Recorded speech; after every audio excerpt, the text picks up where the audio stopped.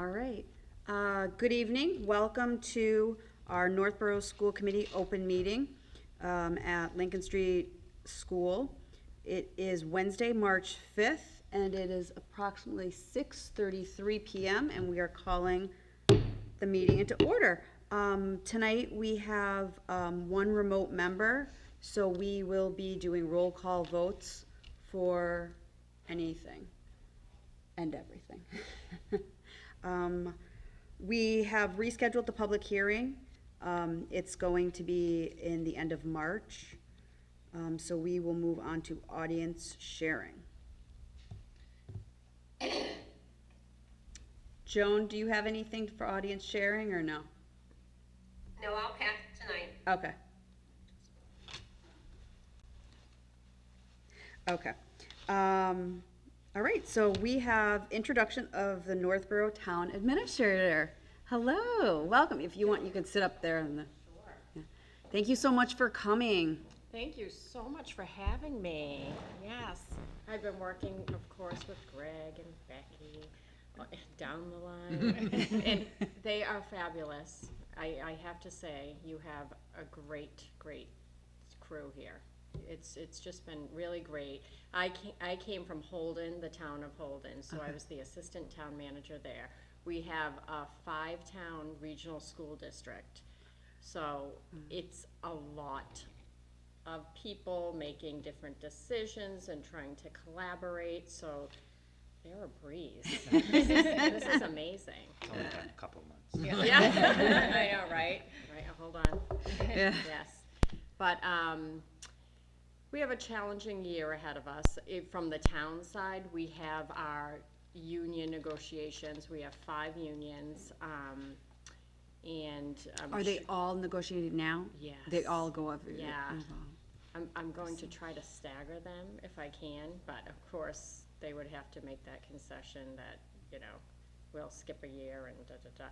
So who knows what's gonna happen with that, but it's a lot. And then we have, of course, Greg will tune you into our sharp increase in insurance, health insurance. That hasn't been fun, but we're all working together to do the best we can to reduce costs. Yeah, so it should be interesting, but I don't know how much anyone knows of my background. I was employed with the town of Northborough back in, it was 2015 through 2017 as the health director, and then I got my master's for public administration. I was a selectman in my town, and I said, ooh, I love this line of government, and I sadly had to leave Northborough because I truly loved it, and I loved the people I worked with, and it just came full circle, and here I am again, and a lot of the people, which is testament to the town of Northborough, are still here, and yeah, so I have a really good situation. And I am just so glad that I have the opportunity to work with all of you and the rest of the community. It's great. Yeah. Thank you so much. We welcome you to our community. Thank you. And to our meeting tonight. Does anyone have any questions or? No? Yeah. No hard-hitting questions. We've worked, many years to try to keep, working with the town. I mean, at the last town meeting, there was a comment made about the schools and how, we get all the money and, we're the biggest part of the budget, and it wasn't really set in a positive way. So I feel like some of us were a little, right. So, I mean, the schools are what bring people to a community and right. build a community. Absolutely. And you have your own priorities, the town has their own priorities, but if we look at it okay, how can we work together to make this budget, then we can move mountains, and it's all about positive attitude too. The community wants an amazing school system. They want an amazing community for resources and fiscally responsible to make sure that, we're able to stay level. But we have to do that together, and it's a common theme from what you were saying, especially, again, coming from a bigger regional school district. Some towns didn't get along with the superintendent, and it was just, it didn't make good vibes in the overall community, because that's how people see you like this. And you don't want that. You want, everyone can have their opinion, but you just have to put in mind what is best for the community as a whole. And yeah, fortunately, I'm a people person. I like to work with anybody and everybody, and I love different ideas. So yes, as we work together, and we'll brainstorm, especially this year, the year after. I see a couple of tough years ahead of us, but we'll make it work. Absolutely.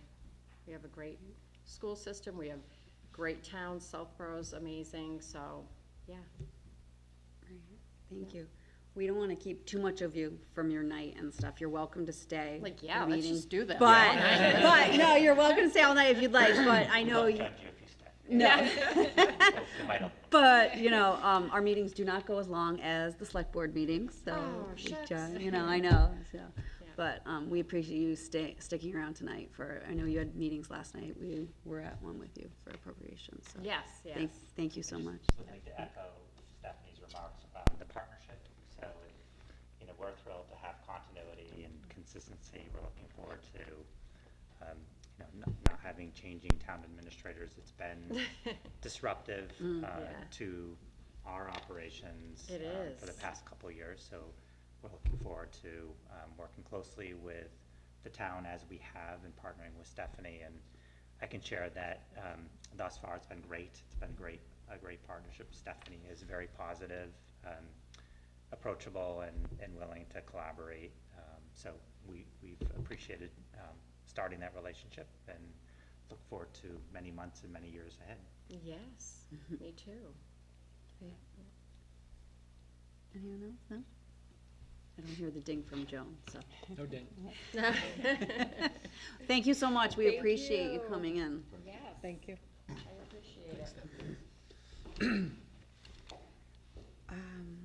Okay, we have Z and Lincoln Street PTO presentations.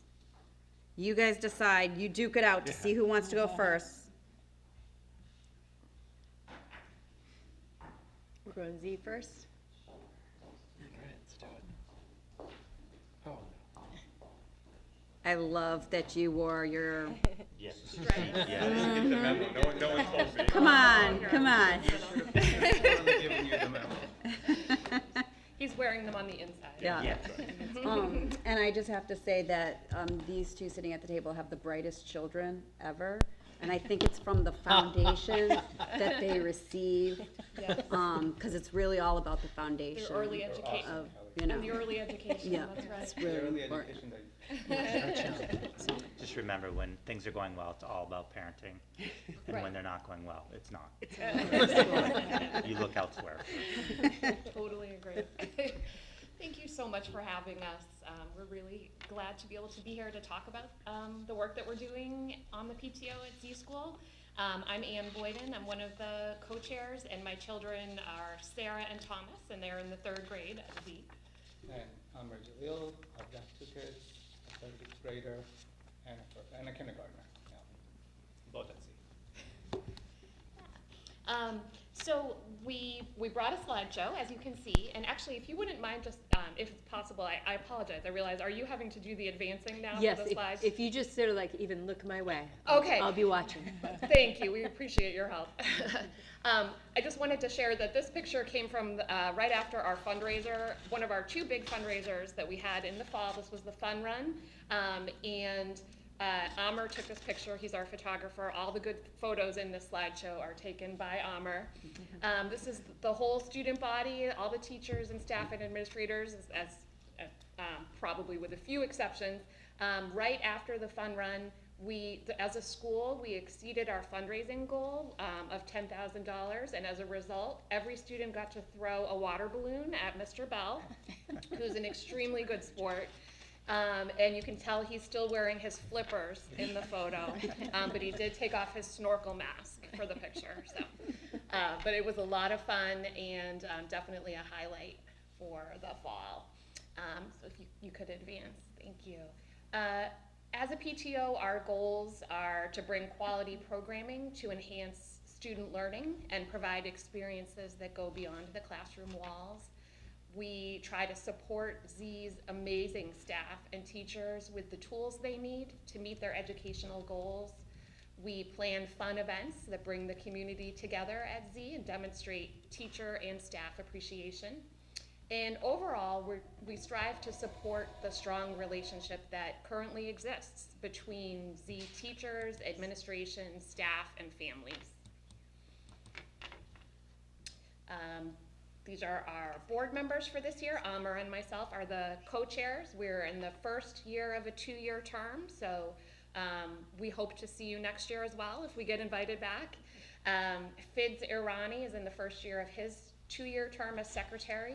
Steve Fusil is our hardworking treasurer. He is finishing up his 2-year term, and in the fall, Jen Santiago will be coming on as treasurer. We have 2 co-chairs for the enrichment committee, Reem Ways and Jen Antonellis. 2 restaurant night coordinators, Michelle Ruggieri and Mathi Naroshin. And Betsy Anderson is the outgoing chair and advisor to us and just overall rock star. So needs to be acknowledged for her incredible work at Z.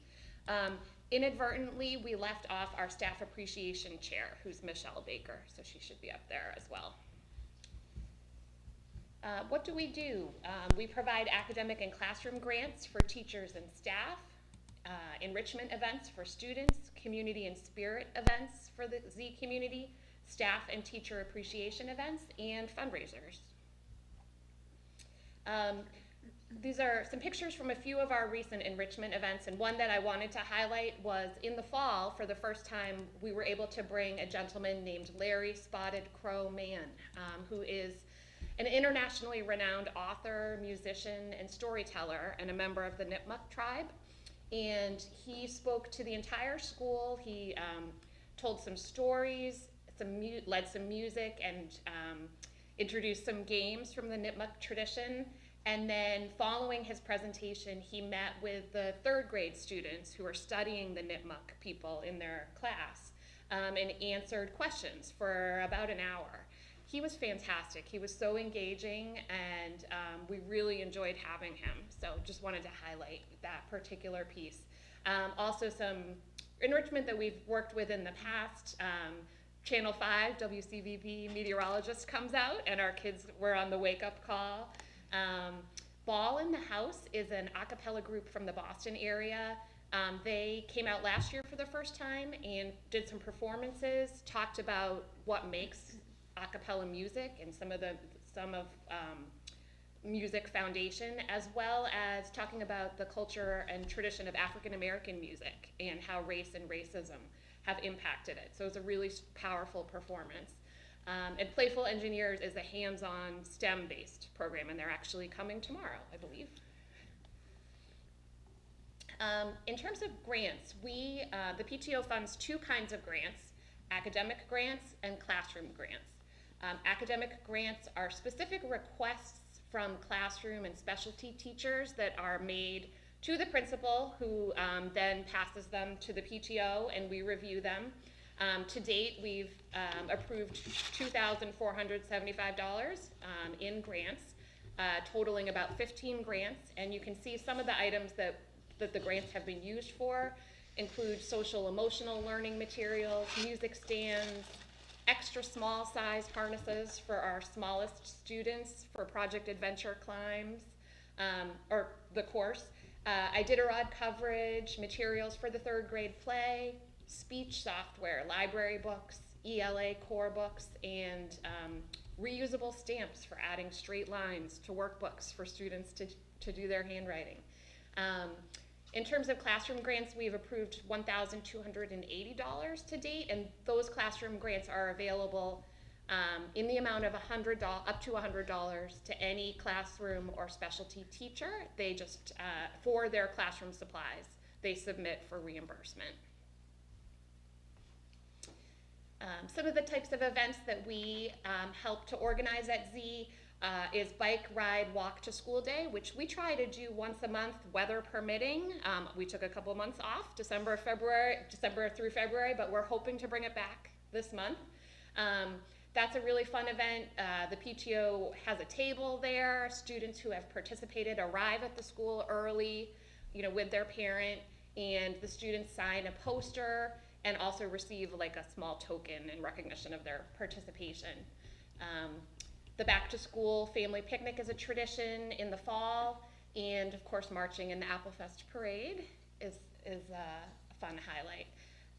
Community service events. We have a tradition of doing a donation drive to the Ahimsa Haven, which is a cat shelter in Winchendon, which we just completed. Those are some of the items that were donated.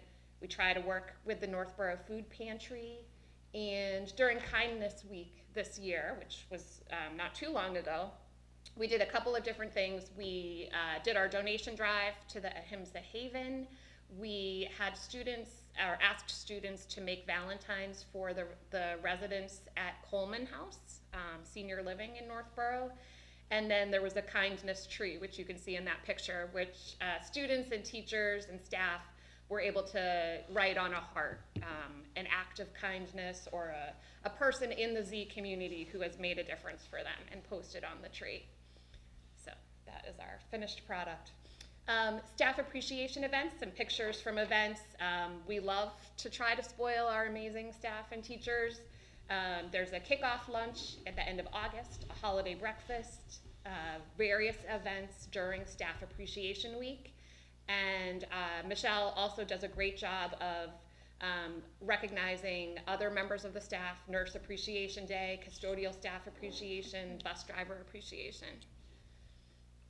This is a snapshot of our spending budget, which just to highlight sort of our three top spending items.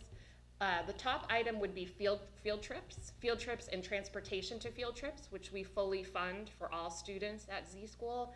That totals about $7,500 in our projected budget. Enrichment is $6,500, and academic grants are $5,000. Those are the top three expenditures. In terms of fundraising, we have two major fundraising events that we try to focus on and try to keep it to those as much as possible, so we're not overwhelming families with requests. Those are the Fun Run and Kids Fest, which is coming up soon. The two fundraisers that I just mentioned. So the Fun Run, our target in the fall was $10,000, and we were thrilled to reach $11,106. It was really successful and also just really fun. And then Kids Fest is an annual tradition, a carnival-themed event with a silent auction and a basket raffle component. One of the reasons that our Fun Run event was as successful as it was because of a new approach that we took. And I'm gonna turn to Amr to ask him to share about that.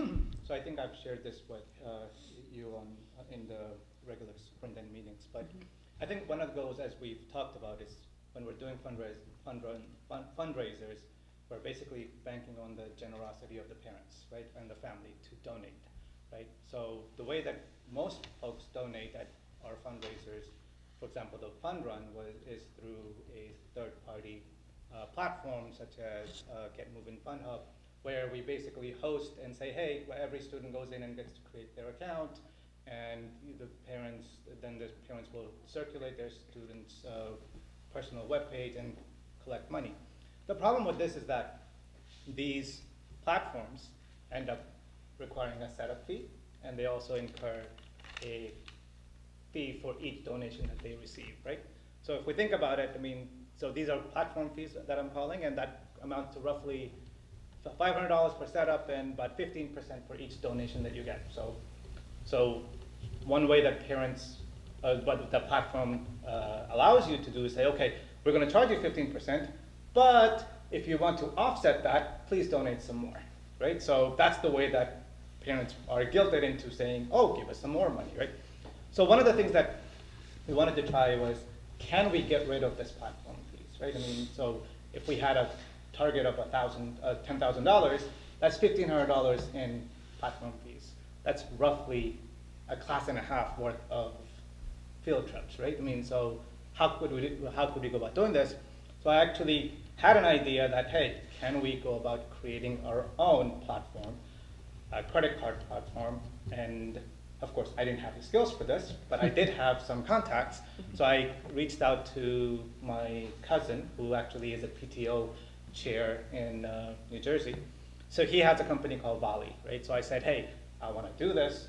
Can we work on this? So I collaborated with them. We created an interface, and this is what the next slide shows the interface. And if you don't mind going back, so this is the interface that we ended up creating. It's a school-wide interface, right? So there's a picture, there's a message, and all parents would have to do is circulate this general web page to everybody, so they can go in, enter an amount into there, and donate. And what this ends up doing is there's no platform fee associated with it. It's a zero-cost event platform, but all we would end up paying is the 5% or 3.5% for the credit card fees. If you don't mind going back. So with this thing, we ended up creating multiple types of platforms. You could have a school-only platform, as I show you on the link over there, or if a parent wanted to have a per-child link, they could create that. This was something that was like flying a plane, and while you're building it, so this is what we did. We had about 3 weeks to do this. We started building the platform. Thankfully, within those 3 weeks, that the platform was fairly stable. We started off the fundraiser around September 30th. We reached our goal by October 11th. And overall, we were able to, if we had gone with Get Moving Fund Hub, it would have actually costed us about $2,000. But we saved about $1,500. We paid $500 in credit card fees. So this is a platform that helped us save some monies, and I think this is something that we should try and encourage all of the parent-teacher organizations to use rather than going to Get Moving Fund Hub. I know Milliken had a $20,000 target. That's about $3,000 in fees that you probably would be paying. So one of the things that I think would be great is we went to a third-party source to go about doing this. But I think Parent Square, which is a fantastic platform, it has been amazing for us to reach every parent outside rather than relying on emails that they give us. Parent Square does provide this. I think there is some feature in there that perhaps you might need to enable. So if you're actually able to do this, we don't have to go to my cousin and say, hey, can we create one for each school? We can actually take advantage of our platforms that we're powered to. So it's been a great success. We've been able to save some money and apply it towards the reason for which we collected the money, which is our students. So I think it'd be great if we can try to encompass this throughout other schools as well. Because of the success of fundraisers in recent years, the PTO has been really pleased to be able to contribute to Z in some bigger ways. Both of these contributions were actually made last year, just to be transparent. But as you can see, some playground improvements that definitely enhanced the kids' experience on the playground. And a new stage curtain. The old stage curtain didn't open, which is a major drawback in a stage curtain. So we were able to help to actually purchase a new one, and it is great to see the performances there now. Ongoing contributions, as we've mentioned already, we are able to fully fund all field trips for every student in the school, as well as all transportation costs. And that's a commitment that I think together was important to us in talking with Mr. Bell. We wanted to make sure that all students were able to go on field trips. That's really important, and that nobody misses one. So we continue to offer that. We'd love to hear if there are any questions, and there we are. Thank you so much for coming in tonight and presenting. Really appreciate it. I'm really curious about the fundraising option and stuff like that, and I think we should apply that moving forward. Yeah, I mean, if there's a way that we can explore, set up a meeting somehow to explore with the, to see if Parent Square has it. If not, if we can somehow collaborate and do it, because that would save, it would be a lot, that's one of the reasons why I've done 2 different PTOs now. And the reason why we've gone with Get Moving Crew versus Boosterthon is because Boosterthon takes even more money. And we wanted more to come back to the schools because it's for the families and stuff. So if we could even reduce the out costs even more, I mean, I think that's amazing. I know we've tried doing fundraisers without a platform, and they don't do as well. Like, people like the digital option and stuff, so. Yeah, I think from the platform side, if you have a single facing web page, like one of the cumbersome issues with the existing platform is that every parent has to go and create a per student link and then share that, right? Mm-hmm. In the analysis that we did with the fundraiser, about 80% of parents just donated to that single school-wide link. 20% of the parents actually did end up creating a per student link, right? But, and as you can imagine, So that 80%. it tracks per school versus per individual. If we want to, Yeah. we can mine the data and collect, because as part of our form, it said on there, which student are you donating Ah. for, right? So you could keep track. I mean, so one of the other things is that, I know at Malapin, you guys were keeping track of the highest donors to give incentives to kids collecting donations. But I loved Mr. Bell's idea of, let's not have an individual incentive, let's have school-wide incentives, right? I mean, so if you reach this mark, you end up getting pajama day. If you get this mark, Yeah. eventually the entire school got to throw balloons, water balloons at poor Mr. Bell, who loved it, right? I mean, it was a nice warm day, thankfully. We tried doing Right. that at the middle school. For some reason, they didn't want to be throwing things at them. I don't know, I mean. And we So, were, yeah. we were disappointed we weren't invited. Oh, to- you want, to the- oh, next year. Next Maybe year. we can dunk the superintendent or something. So just keep us posted. We'll definitely. Next keep you posted on opportunity. that, right? Yeah. So I think this platform will be available for us because I've got this nice connection, and he is willing to set it up for all of Northborough school system. But I'd rather, if we're already paying for it in Parent Yeah. Square, it'd be nice if we can enable it. I It think- seems to be a couple of, because I was researching Parent Square, and it has one of these options in there. So- Yeah, so obviously we pay for Parent Square, and it is a feature that we can utilize. So this would be a good proof of concept to see how it works. And if it saves money, you know, every PTO saves a few $1,000s. That's a significant amount of money across our 5 schools. Absolutely. Does anyone have any other questions? Joan? Thank you. I'd like to thank Ann and the gentleman who's representing the ZPTO. Thank you so much from the bottom of our hearts. What you do, especially in these financial times, is unbelievable. With the money that you're saving for the taxpayers, and even the support that you're getting from parents and probably relatives and grandparents that are supporting the kids is so invaluable. And the number of hours that you put in your volunteering and the new initiatives with this that you're talking about, and reaching out of the box is phenomenal. I would really say some of the things that really stood out with me in your presentation was when you talked about the strong staff, administration, families, and the relationship between them and the children. And just one thing you were talking about now, you said that, you know, you're working with the principal, Mr. John Bell, and working together on these ideas, and the collaboration and the cooperation. And that follows down from the top to the bottom, as they say. And if the kids see this, they're going to do the same thing. And I could talk about so many different things that you did, but I would really like to say in a summary is that what you have been doing throughout the year and years past and in the future is that you're supporting our strategic plan that is the Vision 2026, which says to educate, to inspire, and to challenge. And you're doing that from educating the parents, educating the children, inspiring others, and even challenging to think out of the box and how to make all of this better. And what you're also doing is holding in line with the initiatives that you're doing.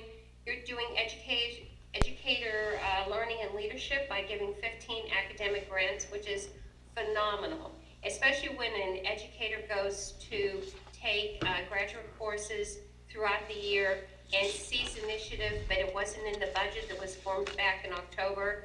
and they see something in April and they want to do it, they're excited. You are allowing these academic grants to allow these teachers to take these initiatives, which only help to facilitate better education for our kids. So I'd like to thank you for what you're doing, and that you're making our whole Northborough community, and with our town administrator being there, she's hearing the wonderful things that you're doing and how everybody is working together. We're one town, we're two towns, but Northborough is one town, but we are all working together, from the senior citizens to the PTO, and even to those kids. They are also helping out in our administration. So thank you from the bottom of my heart in giving us the time tonight to just give us a snapshot of what you're doing, but it is greatly appreciated. Thank you. Thank you very much. Thank you very much. Thanks, Joan. Thank you so much. Thank you. Can I just say thank you also? I think I've worked with a lot of PTOs in my career, and this is the easiest group I've ever had to work with. That's what you said last I year. know. They're better than Betsy, so don't tell Betsy, but don't. She's listening. Like we asked for volunteers to help out in our cafeteria this week, and our PTO steps up, and we've had people in there every day. We have people that volunteer every Friday for our tech classes. We have Project Adventure coming up, and we have volunteers for that. And I think it doesn't happen without a supportive PTO. So the difference they make is huge, and we appreciate it. But same goes for if Mr. Bell wasn't as awesome as he was, we perhaps would not be spending the effort that we are. So, I mean, we're very, very, very lucky to have an amazing principal. Our kids are very lucky. He's so responsive, he's so supportive of all the different groups within the school community. So as parents and as PTO members, we really can't say enough about working with Mr. Bell. That's why I said something nice. So I know. I was like, and there's his review. Thank you so much. Thank you very much. Thank you. Thank you.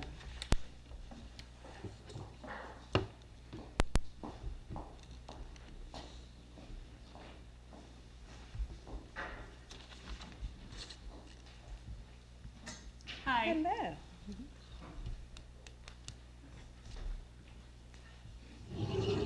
my name is Jen Marcioni. I'm a parent here at Wilson, and one of the co-chairs, my other co-chair, couldn't come tonight. She has sick kids. But I have a second grade daughter, and I have twins that are excited to be polar bears next year that will be in kindergarten, that they've been counting down the seconds until they can come to this fabulous school. So this is our current board. It'll be some changing next year. I'll still be co-chair next year, but Chrissy's stepping down. We're working on finding her replacement.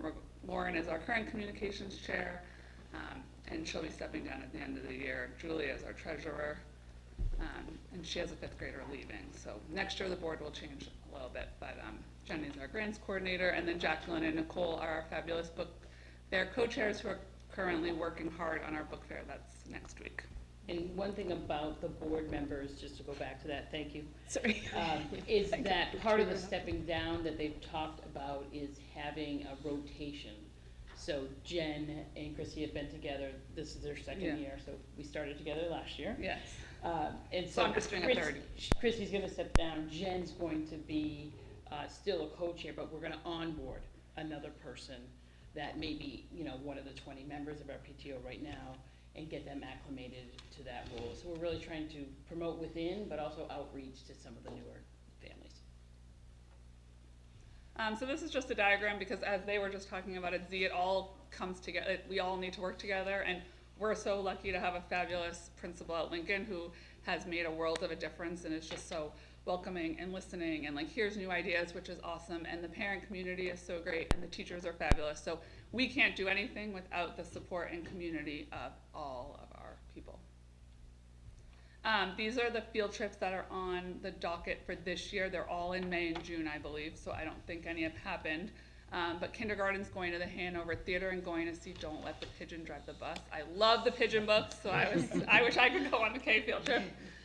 First grade is going to Hanover Theater and doing a lights and shadow puppet workshop.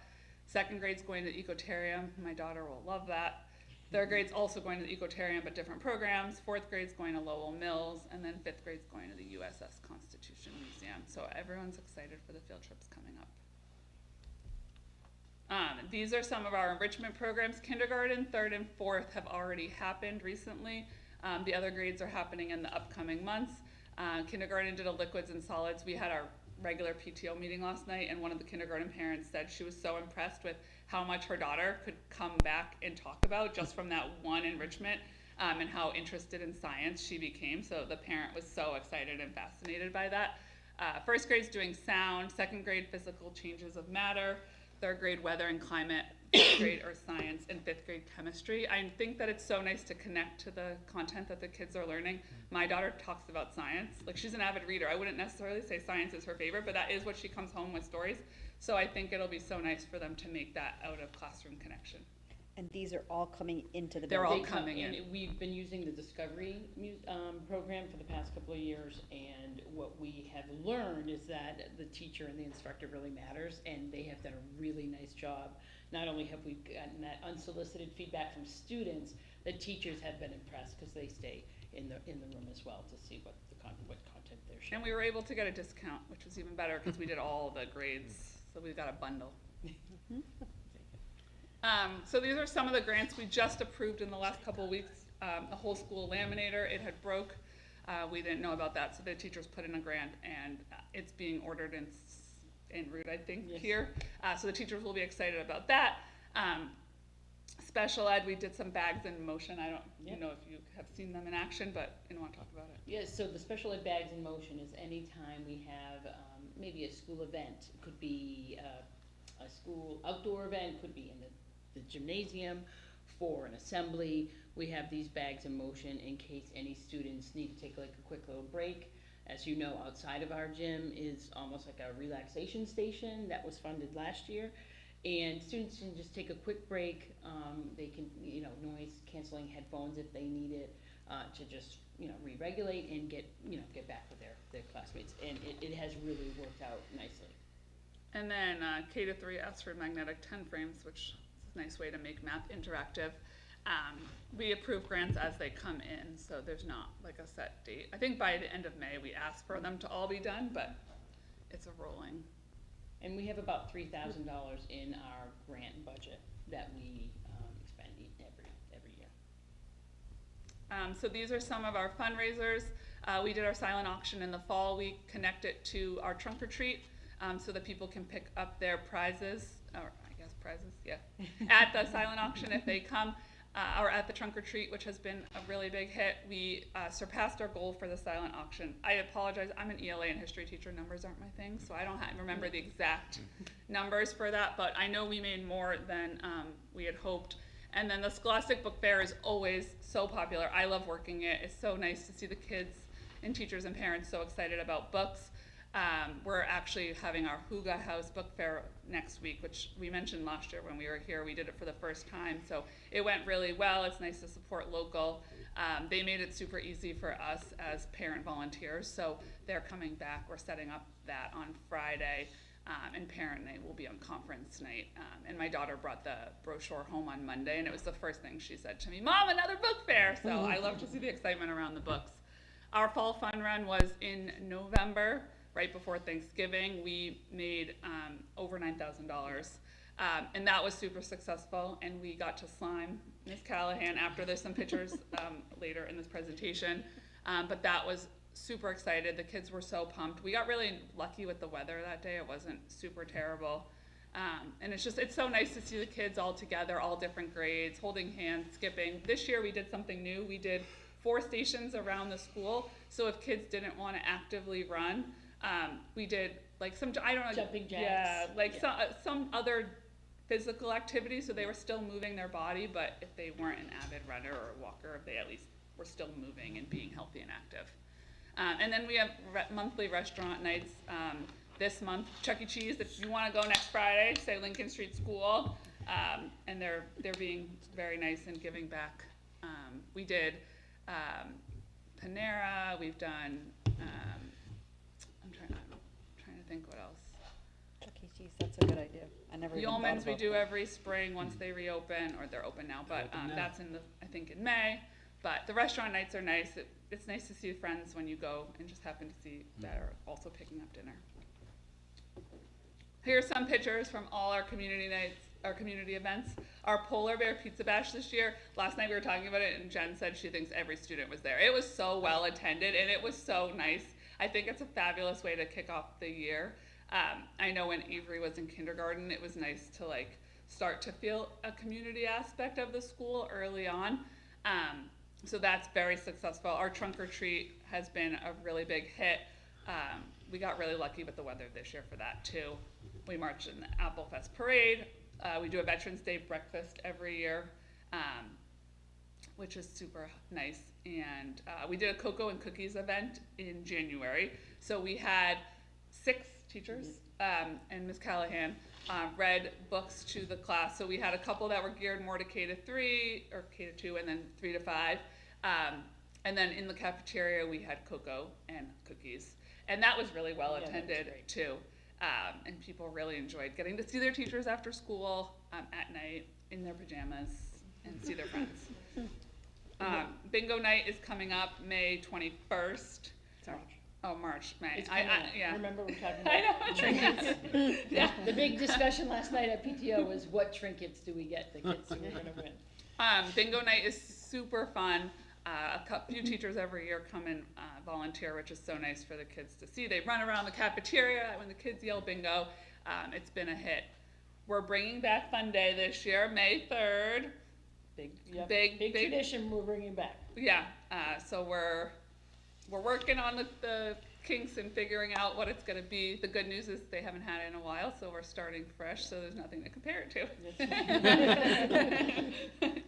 And then our end of year pizza party is in June. Last year, I think it got rained out, but that's also very well attended and super fun. We love our teachers and our staff, and we're so thankful for them. So at the beginning of the year, we did a Yeoman's ice cream truck. We're also going to do that Teacher Appreciation Week as well with a lot of other goodies. We stocked the staff room at the beginning of the year with non-perishable snacks that teachers can munch on. We do a holiday cookie drop. So the week of right leading up to winter break, we bring in cookies and containers, and teachers can pick and choose what they want. We do staff lunches throughout the year. We're doing another one next week on Conference Day. And staff appreciation baskets. We try whenever we can to thank our teachers because they're the root of all of this. This is some pictures from the sliming. I wish I could have been there to see it, but it was... The slime machine was constructed by another PTO member and her father. So we have used it 2 years in a row. It works well. It works well. We changed it up a little bit this year to make it a little bit more efficient and quicker. It's a long assembly to wait for every child to put slime in a bucket. So the classrooms that had the most money raised for the fun run were the classrooms that got to help with the slime. Would you let other PTOs borrow it? Oh, yes, yes, if they let us, borrow. I think we can negotiate a trade of some sort, Mr. John Bell. And then these are other ways that we're using PTO funds. We're talking about playground updates and beautification and what that might look like. We're kind of playing with options right now. We purchased new soccer goals. Soccer is a big loved sport here at Lincoln Street. They play it at recess every day. We got a new basketball hoop. We sponsored the Veterans Day breakfast. The front planters, when you walk in, the PTO tries to keep those seasonal and updated. We donated to the fabulous library event that was in February. We had kindergarten shirts made for kindergartners when they came to the kindergarten welcome picnic. Everyone could pick up a shirt in their size to wear on the first day of school, and then anytime there's like special polar bear celebrations here, they have a shirt. And then vouchers for students at the book fair. I think that might be. Wow. That's probably a small brief. Yeah. No. So we can. Amazing, such exciting things. I do love hearing about everything at all the different PTOs, and I just wish that they could all do the same things, but I love the uniqueness of all the different schools, but you hear something that's like really exciting about one school and you're like, oh, why can't all the schools do that, so hopefully in time, you know, we can get some more collaboration. And I think You know. the great thing about that is, you know, last year we started that grade 5 Mixer-palooza with all fifth grade. I've connected with Ally Lane already, and so Oh, that's good. that, we wanna get that back Oh, on the good. docket. And, you know, the PTO puts aside $1,000 for us to, give to the grade 5, so they can help support, you know, that type of, because we do get buses, you know, that kind Yeah. of activity that really brings the kids together. I think that was a missing piece Yeah. Yeah. for the elementary schools as they travel to Milliken. Yeah. As a former Milliken person, I just thought that was really nice. Yeah. And again, they you know, we make sure they have Milliken t-shirts. Here, we like to start their learning journey with the LSS Polar Bear kindergarten t-shirts. If any new kindergartners come in throughout the year, we give them one as Oh, that's well. nice. And they wear them. National Polar Bear Day Yeah, was last last week. Thursday. Blue was all amok the hallways, so it was great. That's really cute. It's amazing. Thank you. Thank you guys. Yeah, I just wanted to say, like, I feel like, you know, when I think back to my elementary experience, I think about these things that that all of you mentioned tonight, you know, the fun runs and the ice cream socials and, you know, all of these family events and community events that just feel good. So, I just really thank you all for your work because, you know, part of our job is the budget. And you mentioned a lot of money tonight. So we really do thank you financially for that support for our students, for our teachers too, especially the field trips that you're funding are so important to get that educational experience outside the classroom, but also just to create these memories in the community. So thank you so much to all three of you. Thank you. Joan? Thanks, Kelly. Jen and Jen, Principal Callahan, I'd like to thank both of you for everything that you're doing, and I'd just like to ditto my same remarks that I made for Z School. But one thing that I would really like to highlight is the enrichment activities that you're doing that are science-based from the Discovery Museum. 3 that really hit my hot button was the physical changes of matter 1, earth science, and chemistry lab. I think these are valuable. These are not just one and done, because these type of things bring science very forward for the students. And even these things that you're doing are going to be following up when the kids, the students go to the middle school and they have the opportunity to do the Nature's Classroom. I think also Lauren, from her work at Hopkinton Middle School, knows that what they do with those Nature's Classroom is just very valuable.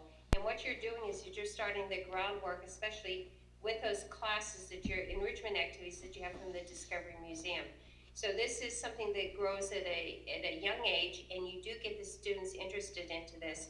And it just helps so much into the science curriculum to make it hands-on for the students. So thank you for everything that you're doing, and also how much you help us in our budget season as we go forward. The money is just invaluable, what you do. And the collaboration between parents, staff, teachers, what you do for the teachers and for the administration. So thank you to the 2 Jens there tonight. I really appreciate it. Thank you. Thank you, Joan. Thank you. And I just would like to say, without this strong PTO, we started together. They really weren't sure what they were doing. I'm not sure I knew what I was doing. Elementary was a new world for me, and we just navigated it together. We just collaborated. And I think I'm the most proud of how intentional they are and fiscally sound about the money and how to support people. We have $2,000 set aside for scholarships.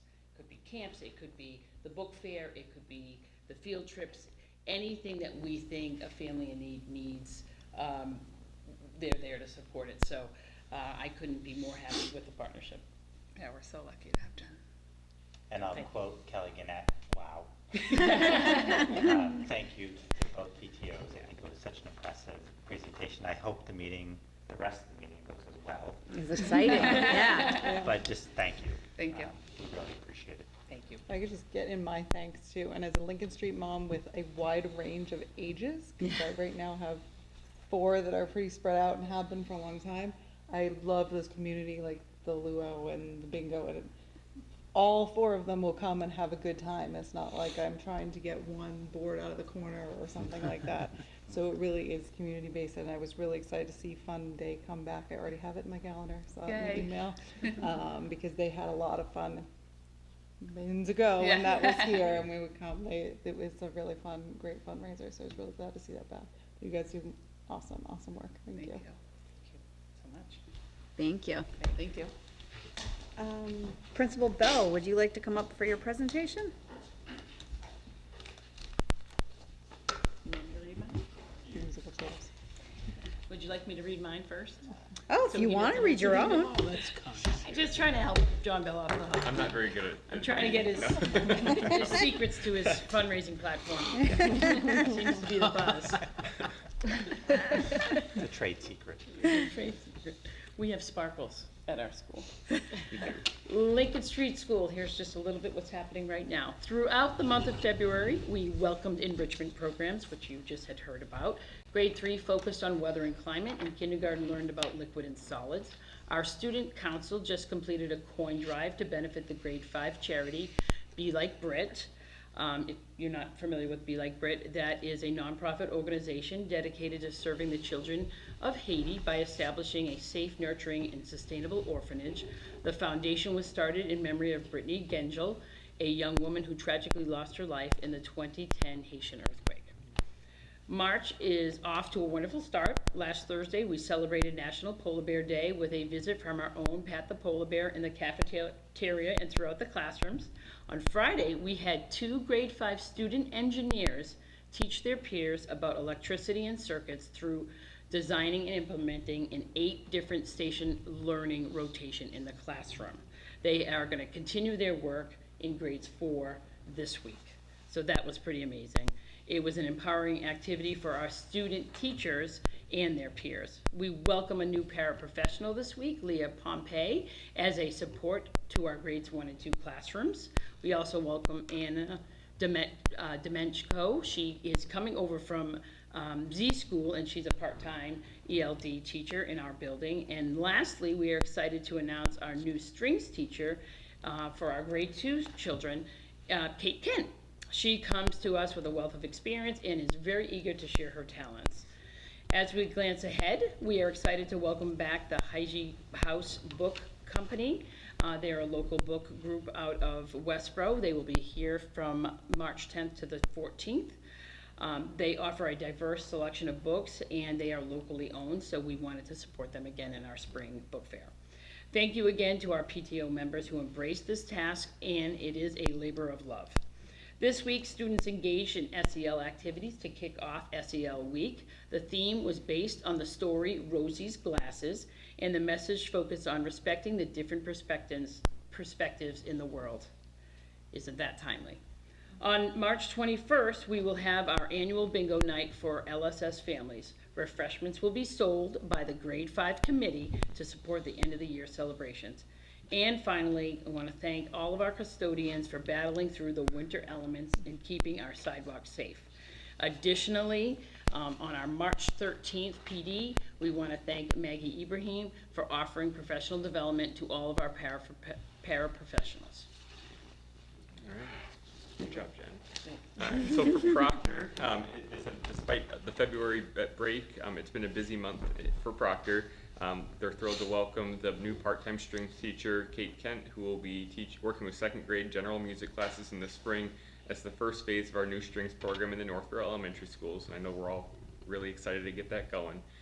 Looking ahead to next year, Jennifer Henry, our preschool administrator, hosted the Northborough principals for a preschool visit. Proctor had the pleasure of hosting Jennifer at the weekly student support team meeting last week to support a smooth transition of preschoolers into kindergarten. Proctor also celebrated Northborough Kindness Week with the 2nd graders leading a whole school penguin huddle, reminding us how small acts of kindness can make a big difference. Next up, the 4th graders will lead the March Penguin Huddle on March 20th, focusing on spring into mindfulness.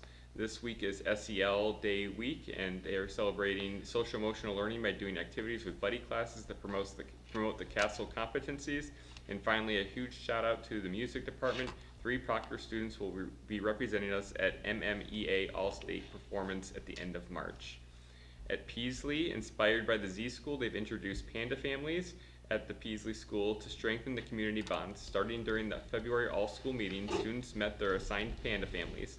This initiative fosters connections among students and staff who might not have interacted otherwise. Throughout the school year, students will meet with their panda families for activities connected to the Second Step curriculum and the belonging theme, deepening relationships and promoting a supportive environment. Such multi-age groupings have been shown to create a family of learners who support and care for each other, enhancing the sense of community within the school. During the February Spirit Day Show the Love Spirit Day on February 14th, 5th grade students led the Northborough Food Pantry with great success. They collected over 100 items. Thanks to all the students and families for this great show of giving. We also appreciated the parents who were able to pick up and deliver the non-perishable items to the food pantry after each Spirit Day. Thank you to the Peaslee PTO for their show of love towards the Peaslee staff with delectable mini bundt cakes delivered to the staff on Valentine's Day. We also thank them for their continued commitment to providing high-quality enrichment programs to our school. At Peaslee, students have benefited from several science enrichments in recent weeks. The first graders participated in interactive visiting hands-on nature, and in 5th grade went off-site to a field trip at Gillette for a STEM activity, and kindergartners will receive a visit from the Children's Dentistry of Northborough to learn about great oral health. Thank you to all the families who came out to support the 2 Nature's Classroom 5th grade fundraisers. We had terrific participation both at bingo night and during the penny wars. At Z, over the past few weeks, our teachers have participated in the first professional development session for our new math program, Eureka Math Squared. The training provided valuable insights into the curriculum structure, innovative strategies, and hands-on learning approaches designed to deepen students' mathematical understanding. Our educators are excited to implement these new methods into the classroom next year, fostering critical thinking and problem-solving skills that will benefit students throughout their academic journey. Tomorrow, the PTO is bringing Playful Engineers, the enrichment program, back to Z. During this program, students will collaborate in teams to design Rube Goldberg machines. And this is always one of my favorite days of the year because students really just have an hour and a half to create in their teams. And they get to use teamwork, problem solving, trial and error, and perseverance. And it's just a really cool activity. Looking ahead, we're eager to welcome families to our spring conferences next Thursday, March 13th. Conferences will be held from 1 to 3 in the afternoon and again from 5:30 to 7:30 in the evening. And these meetings are a wonderful time to discuss student progress, celebrate achievements, and collaborate on ways to support continued growth. We value the strong homeschool partnerships that we have, and we look forward to the meaningful conversations that we have with each of our families. At Melican, March is a busy month. Parent-teacher conferences will take place tomorrow on not March 12th. What's tomorrow? March 6th. On March 12th, they will hold the grade 6 Nature's Classroom Caregiver Information Night at Melican. Staff from Nature's Classroom will be in attendance along with team leaders and administrators. 8th graders are working with their teachers and families on course selection for 9th grade, a student tour of Algonquin in December, an informational evening at Algonquin in February, and a student info session in self-class, individual student meetings with Melican counselors, and many hours of thought and preparation from both Algonquin and Melican go into this annual process. Counselors and administrators also schedule meetings to ensure that students are well supported as they take the next step in their educational journey. And as they work to transition the 8th graders to high school, plans are underway to transition the 5th graders to Melican. They are going to hold their 5th grade parent caregiver orientation meeting on March 20th. There will be IEP and 504 transition meetings that have been scheduled. Plans for math placement are underway. Hours of teacher collaboration between the elementary school and Melican will take place, and administrators are connecting about student needs. Just as the 8th to 9th grade transition is a big step, so too is the 5th to 6th grade transition. And just as the collaboration between Algonquin and Melican is crucial, so too is the collaboration between the 4 elementary schools in Melican. The Melican PTO is hosting a penny wars during school and a bake sale during conferences on Thursday to help raise funds for 8th grade end of year activities.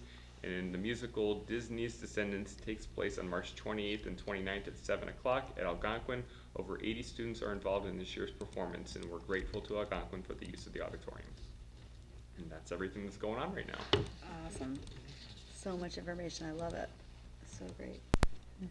Any questions that Principal Bell could potentially answer? No.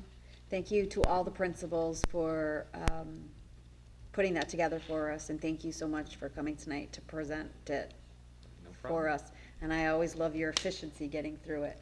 You read it so well. Yeah. I love it. Thank you so much. Again, you're welcome to stay or you're welcome to head home. Thank you so much. Next on the agenda, we have school choice discussion. Superintendent Martineau will give us the good old. Sure. So as you know, the school committee needs to decide whether it wants to withdraw from school choice on an annual basis. And the school committee needs to make a decision by June 1st. So my recommendation has not changed from prior years, and that is my recommendation is for the school committee to withdraw from school choice. And the reasons are the same as prior years. When we look at our enrollment, we really do not have space to add additional students. And then secondly, there is a financial disparity. The amount of money we receive for school choice, a school choice student, is $5,000, and the actual cost to educate a Northborough student is a little over $20,000. So there is a disparity in the money we'll receive and how much it costs. So the next step really is for the school committee to decide whether it does want to withdraw. At the April meeting, we'll hold a public hearing, and then after the public hearing, the school committee will take a vote. And at that point, it will be official, either whether we'll continue to participate in school choice or withdraw. Great. No questions? No? Okay. Legislative update.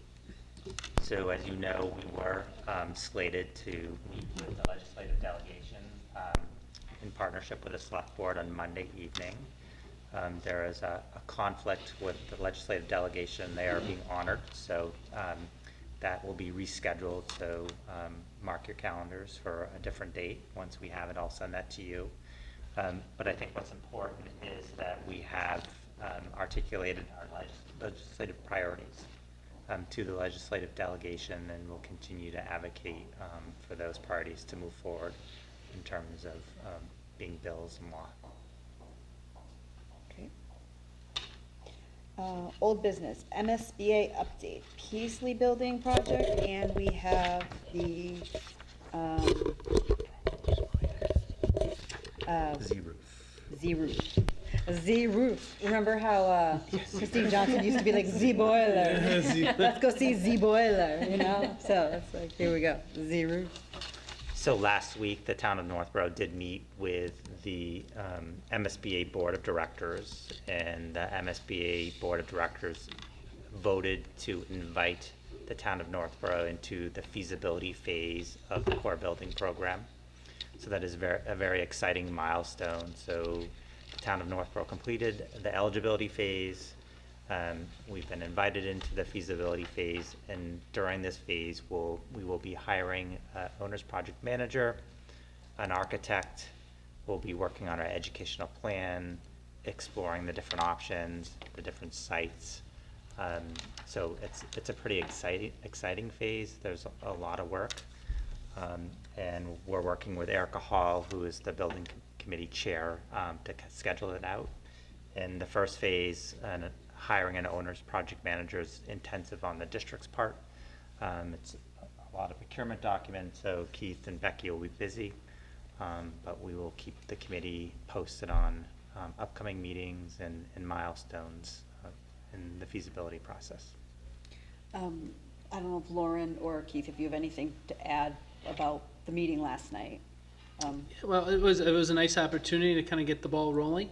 We were able to kind of outline what the feasibility phase will entail, the different steps, and hitting different milestones. It's also an important time to really strategize and think out what the cadence of the work will be, knowing that people's time is valuable and making sure we're making the most of that as we go. So I think we're going to be working closely with Erica to design that the right way, both to help the district get the work done and also for the committee to bring in their opinions along the way. So it was a good opportunity to get the ball rolling, and people seem very excited to engage. Lauren, would you add anything?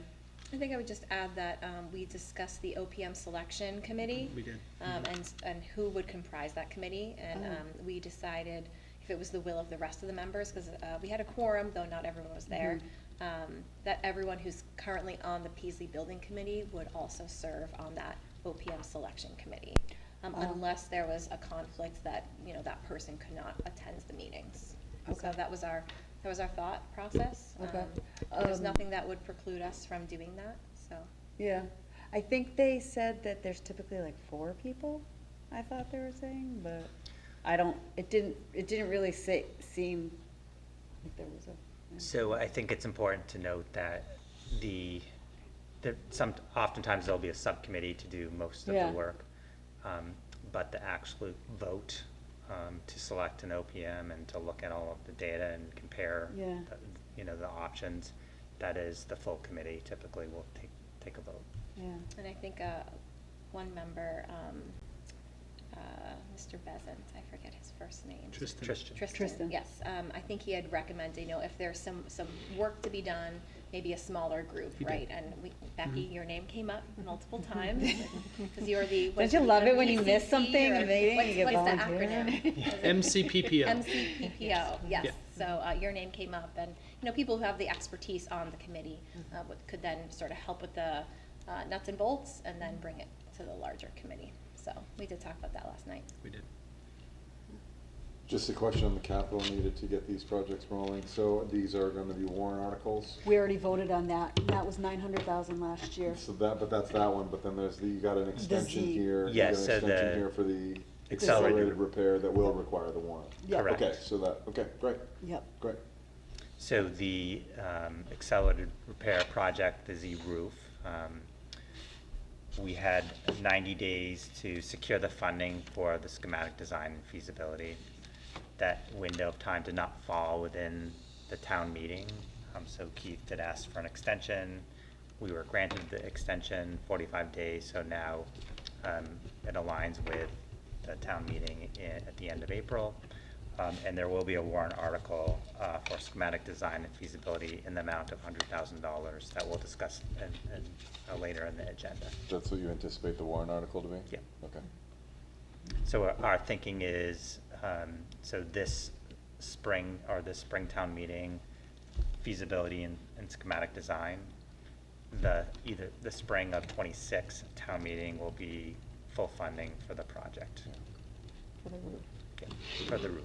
I know, it's so crazy straight. because we were able to get the roof done for Proctor, Will be our. but it was because the ARPA fund, so it was a totally different process than this. Got so. board approved. But the good thing Yeah. is that there's some similarities with it, especially, not as prescribed like MSBA has it, but the whole idea of hiring a designer, going through that designer selection process, and then going out for bid for the actual contractor to do the work. So it's good to have had that experience, and it will mirror it very closely. And what's even better is MSBA pays Yes. a significant portion of the project, so. Well, but then Anywhere you're, between you're, 45 to 80%. you're wed to all of their Yeah. rules The and process. regulations. Yeah, the moving process, yeah, and timeline, But the we- extended timeline. But we anticipate anywhere between 45 to 50% reimbursement, forward. Yeah, which is significant. fantastic, Yeah. fantastic. Yes, We, of course, have it as a placeholder on the warrant, but I know there's specific language we have to use, so if you could get us that. Yeah, we do have that, and I think, I think it's in the. is it in yeah, our so thing we'll this? make sure you, You have it. we'll Yeah. get that. We were just talking about that. For the roof one, right? For the roof. Yeah. Accelerated repair, Yeah, because I think when we get to ours too, we have to read a specific thing too, usually. Okay. Superintendent's report to the committee, enrollments. Sure, so in your packet is the enrollment report. And no significant changes. I will share that we are monitoring enrollment for next year very closely, specifically kindergarten. So our targets are accurate at this point in time, but it is a dynamic number, and we'll watch it closely in the next few weeks. So that is in your packet. I'd be happy to answer any questions. For the kindergarten, are you thinking it's gonna be low or high? yeah. I think we'll be on target. Okay. One of the challenges of neighborhood schools is that, again, it's not, you can't just say, No. we're not going to have kindergarten at a particular school and Yeah. consolidate. So at this point in time, we're looking at 2 sections of kindergarten in each of the schools. So we're bringing back, Yes, and we've capped good. the schools where we're already at the class size ceiling. Good. So if you look at, for example, Proctor, but obviously there's space at Z. And Proctor, there's space. And then we're looking at space in other schools at this point in time. So we're keeping a close eye on it. okay. Also in your packet are the budget reports, so the FY25 budget line item transfers, the expenditure report, and I'll turn it over to Becky to speak to those 2 items. Yes, so with the function codes, there are 3 new function codes that are showing as overexpended for FY25. The first one is the school committee line item, and that is due to. What's going on? Sorry, I went on a shopping spree, and that's where the oranges are from. Hey, there we go. No, They were oranges and delicious. audits. Oranges. So that's due to an increase in our end-of-year report audit. It was $5,000 versus $4,000 this year. We also have an over expenditure in our instructional hardware line item for some new instructional equipment at Melican, and then also in our water line item, and that is due to an increase in water costs. We should talk to somebody about that. I know, I wonder who. So those are the 3 line items. Luckily, they are all small dollar amounts that they are over, but they are over just the same. And then also included in your packet is the operational budget for as of February 21st, 2025. As I stated in my memo to the committee, the budget really is holding steady. It was only a change of about $32,000 from January to February, and the budget balance is $427,292, which represents 1.47% of the overall FY25 operational budget. So at this point, I would request that the committee vote to accept the general fund report until audited, and then also vote to approve those 3 line items. Great. Question, do we anticipate that next year it's gonna be 5,000 for the audit as well? So are we adjusting the budget for that, or? So I had not, because when it came in, we had already completed the budget. Okay, But- since we're pulling back, There is a line where I can make that adjustment, Okay. so I will be. I was just saying, since we were potentially rescinding our vote of approved budget and putting it back out, I didn't know if you were gonna make. There is somewhere that I can Okay. move some money to make that line. Okay. Bryce? I more had just a question, and since we've got you here today, like just asking about kind of water efficiency gains within all the public buildings. Like, is that a thing that we're doing, that we've got aerators on faucets and like, we are? Yeah, like, are we engaged with that? Okay. Oh, yeah, absolutely. Okay. I know they test the water quality, but I don't. No, it's Efficiency? about draw efficiency. It's about like how much water needs to come out when a kid is washing their hands, right? It's about like understanding that like. Oh, so you're talking like pressure, water pressure? Kind of like they do mass saves and they go around, but do like a water save type thing. They're aerators, right? The aerators save Yeah. about 8 to 10% of total water draw just by putting them in. 'Cause Yeah, it's I just think more that, water than like at Lincoln Street School, which is one of our newer buildings. I there are think some of these there were some lead efficiencies built in. efficiencies things. But that when you are- look at Peasley. Peasley's Yeah, just yeah. like a well water that just dumps out. It's, I don't want to sidetrack this. Yeah. It just, I think it's a good, I'll look into it. I would appreciate that. Greg, yeah. I think it's a good idea. Oh, hello. That might be a nice potential. They're fairly low cost, just savings. So also in your packet, Oh, I need you to had a make a vote. motion. Thanks. Oh, Yeah. a motion and a vote. I can move. I move to accept the FY25 monthly general fund report as of February 28th, 2025 until audited, and move to approve the function codes presented this evening that are overexpended or projected to be overexpended in fiscal year 2025. Second? Motion by Lauren, seconded by Bryce. Any further discussion? No. Roll call vote. Joan? Yes? Lauren? Yes. Kristen? Yes. Bryce? Yes. And myself is a yes, so it passes unanimously. Thank you, Becky, for you and your team for all their hard work on that. And amended school committee approved budget. So I think we have, did I miss, warrant articles?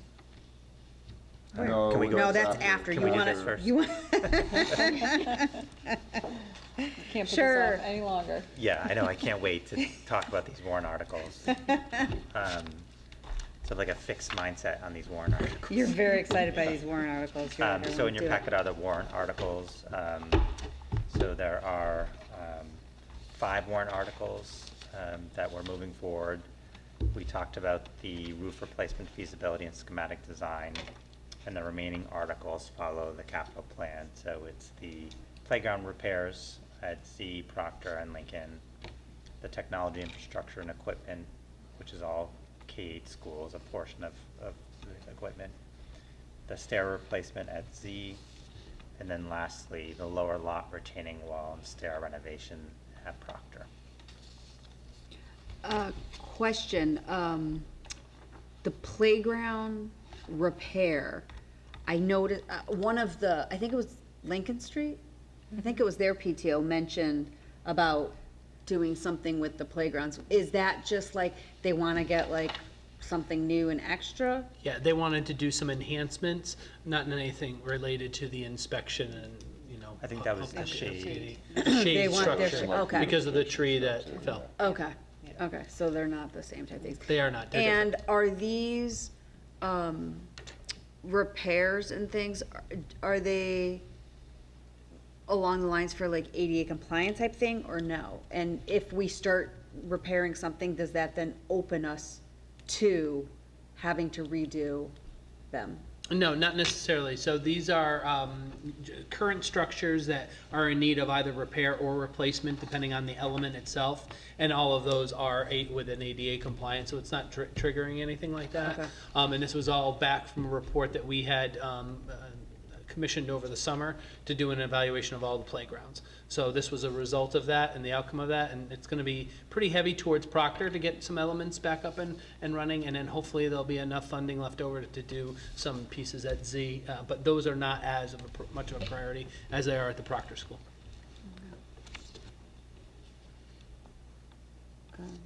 And then, so all these warrant articles, was this part of your conversation yesterday evening with appropriations? No, we did meet with the capital, each town has a different name, so I think the capital planning committee, and we presented the projects at that point. I think Becky and Keith did that earlier in the month of, I believe, February. February. And it seems to have support from Yes. the town side? Okay, great. All right, I can make a motion, right? We need to vote these in, Kelly? Yes, the question is do we have to read them verbatim, like, in question for the, like, I know the MSBA one for like the Z, for example, like, do we have to read? That is, 'Cause I know- not for this evening, Okay, We have to So vote? at the- We at the don't town vote hall. on those, do we? but that is the language from MSBA that we need It said, to yeah. read into record at the town meeting. at the town meeting, okay. We do have to vote if we want to submit these to the Oh. select board. Oh, right, because then they gotta vote on. Yeah, they did. Yeah, I don't remember submitting a vote for. Yeah, we have to vote if this is what we want to submit to them. So a motion would just be, I'll take a vote, or I move to approve the warrant articles for the town meeting as written and described here. Is that, Second? okay. Motion by Bryce, seconded by Lauren. Any discussion? Okay, roll call vote. Joan? Yes? Lauren? Yes. Kristen? Yes. Bryce? Yes. And myself is a yes. So passes unanimously.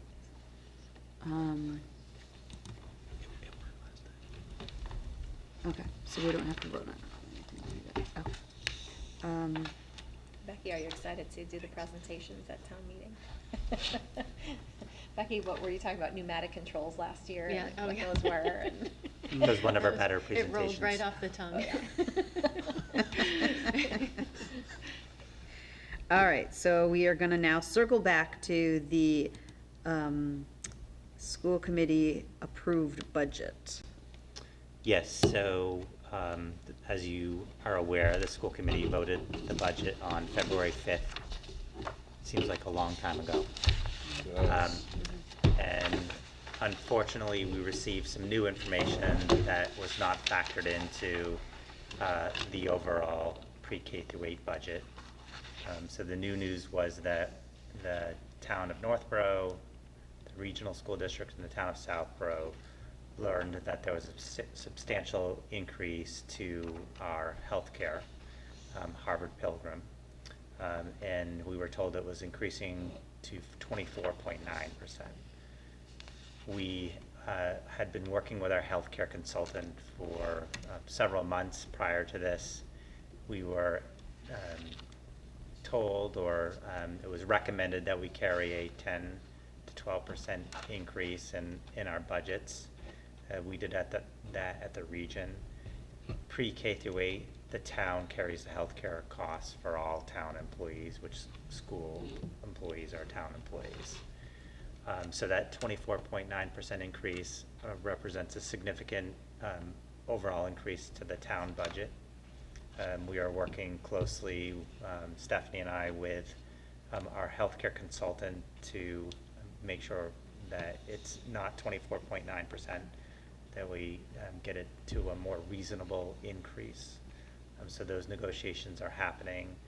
The benefit is that, you know, we have a single provider for healthcare, and we have 3 organizations. We have the region, Northborough, and Southborough all advocating, because we're all in the same position.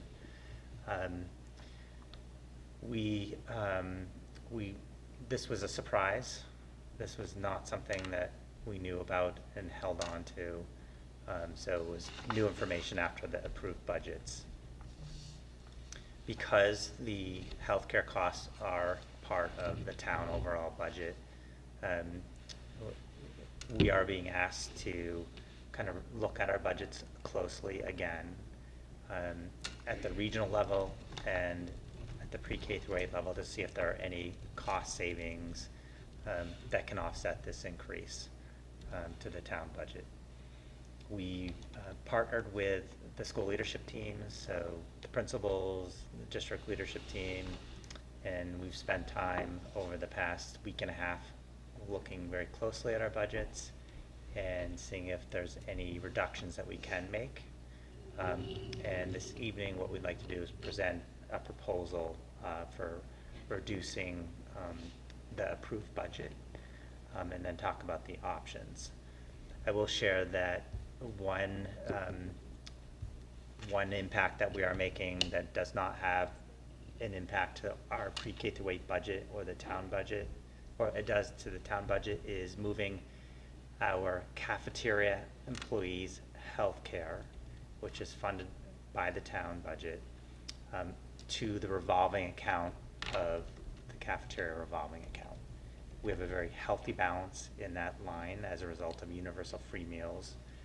So we feel that that is something we can do without having an impact on our budget, and it does save the town $150,000 as a result. The health insurance you said? Yes. Is going, So the health care for employees, the cafeteria workers, is funded through the town budget. okay. We have our cafeteria revolving account, which funds the operation for food services. And so that qualifies we have- as being able to move. We have money into- in that revolving account. We have very healthy balances. We are going to take $150,000 of that revolving account balance and pay for the health insurance For this year or 1 year. forever? for next year. For 1 year, we're Yes. doing this? Yep. Okay. Well, how much of that revolving account is that sum? I mean, the There's balance about is, 500,000 in that account, so we're able to absorb that. yeah, the balance is very healthy. In fact, we have, Sorry, that just made Yeah. me really sad about the conversation we had last time. yeah. Okay, I'll get off of that for a second. So that's one recommendation we're making. Right, but the runway there is 2.5 years. Correct, yeah. And then what I'd like to do is share our recommendations for consideration for the committee, and then talk about the options. So the school committee approved budget was at 3.86%. We did have a mathematics K-5 specialist in that budget. We also had a mathematics K-5 curriculum resources and a 0.5 FT occupational therapist. The budget that we're recommending for consideration is actually a 2.99% increase. It still has a mathematics specialist and also math resources. But one of the reductions is the 0.5 OT. Again, the new information from the budget we presented in February to now is the increased costs in healthcare that is again funded by the town. So in terms of the reductions and the impact of moving from a 3.86% to a 2.99%, we have 2.2 FTE reductions, which was part of the 3.86% budget. No, these are new. These are new. So the 2.2 FTE reductions are positions that we feel that we can restructure in terms of support. And we're not going to get into detail about what these are because there are people, we haven't had conversations with people yet. But we feel like there's no impact to the overall experience or program. We do have a 0.6 retirement that we learned of that is new. We are not going to fund the 0.5 FT OT position. We've worked with our Student Support Services Department and re-looking at how we allocate our staffing in terms of OT. We think we can meet the need without adding a half-time position. We looked more closely at various line items, putting a pause on the science curriculum resources, having conversations with Dr. Reinhorn and Kathy Carignani. We actually could use a year to continue kind of the planning and work around science. And then there was an addition of $32,000 for the transportation bids that came in, so it was an increase. So the total reduction is $254,231, which is the difference between the 3.86% that you approved in February to the 2.99% that's being recommended. So the impact would be an $870,345 increase over FY25. So really, the school committee does have a couple options. The first option is you've already approved a budget. Your option can be no change to the approved budget and move forward with what was voted on February 5th. Or option two, to revise the approved budget, which again still has incremental growth in mathematics curriculum and also adding a full-time math specialist to help with that new curriculum. And there are some reductions in positions, but we feel like those positions aren't going to impact the overall program and the student experience.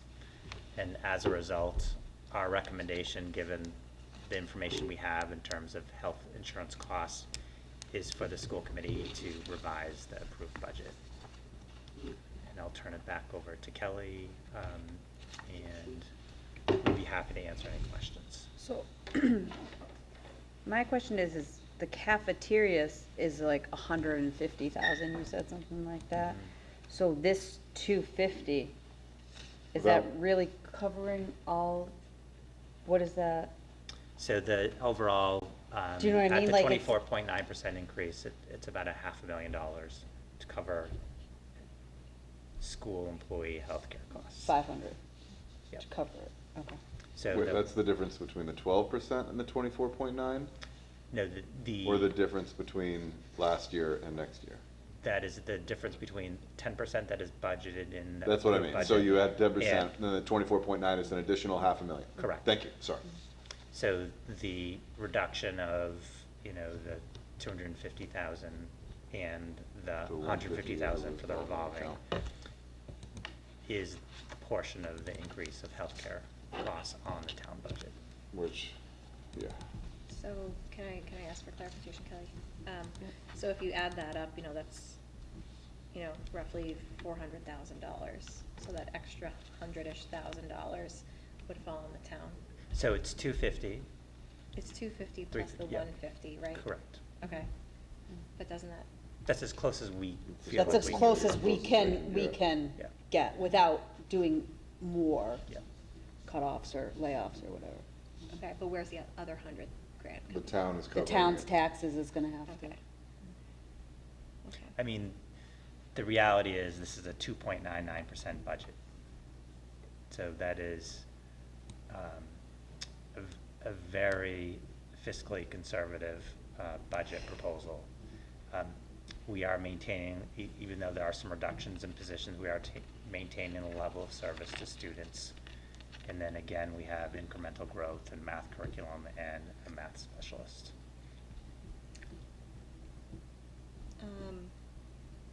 So I know that we cannot talk about personnel when we're talking about the FTE reductions. And I recall a couple years ago sort of being in a similar situation where we had a number of reductions and we sort of came to you and said, we don't feel comfortable with this. Can you go back to the drawing board? And we sort of found a compromise.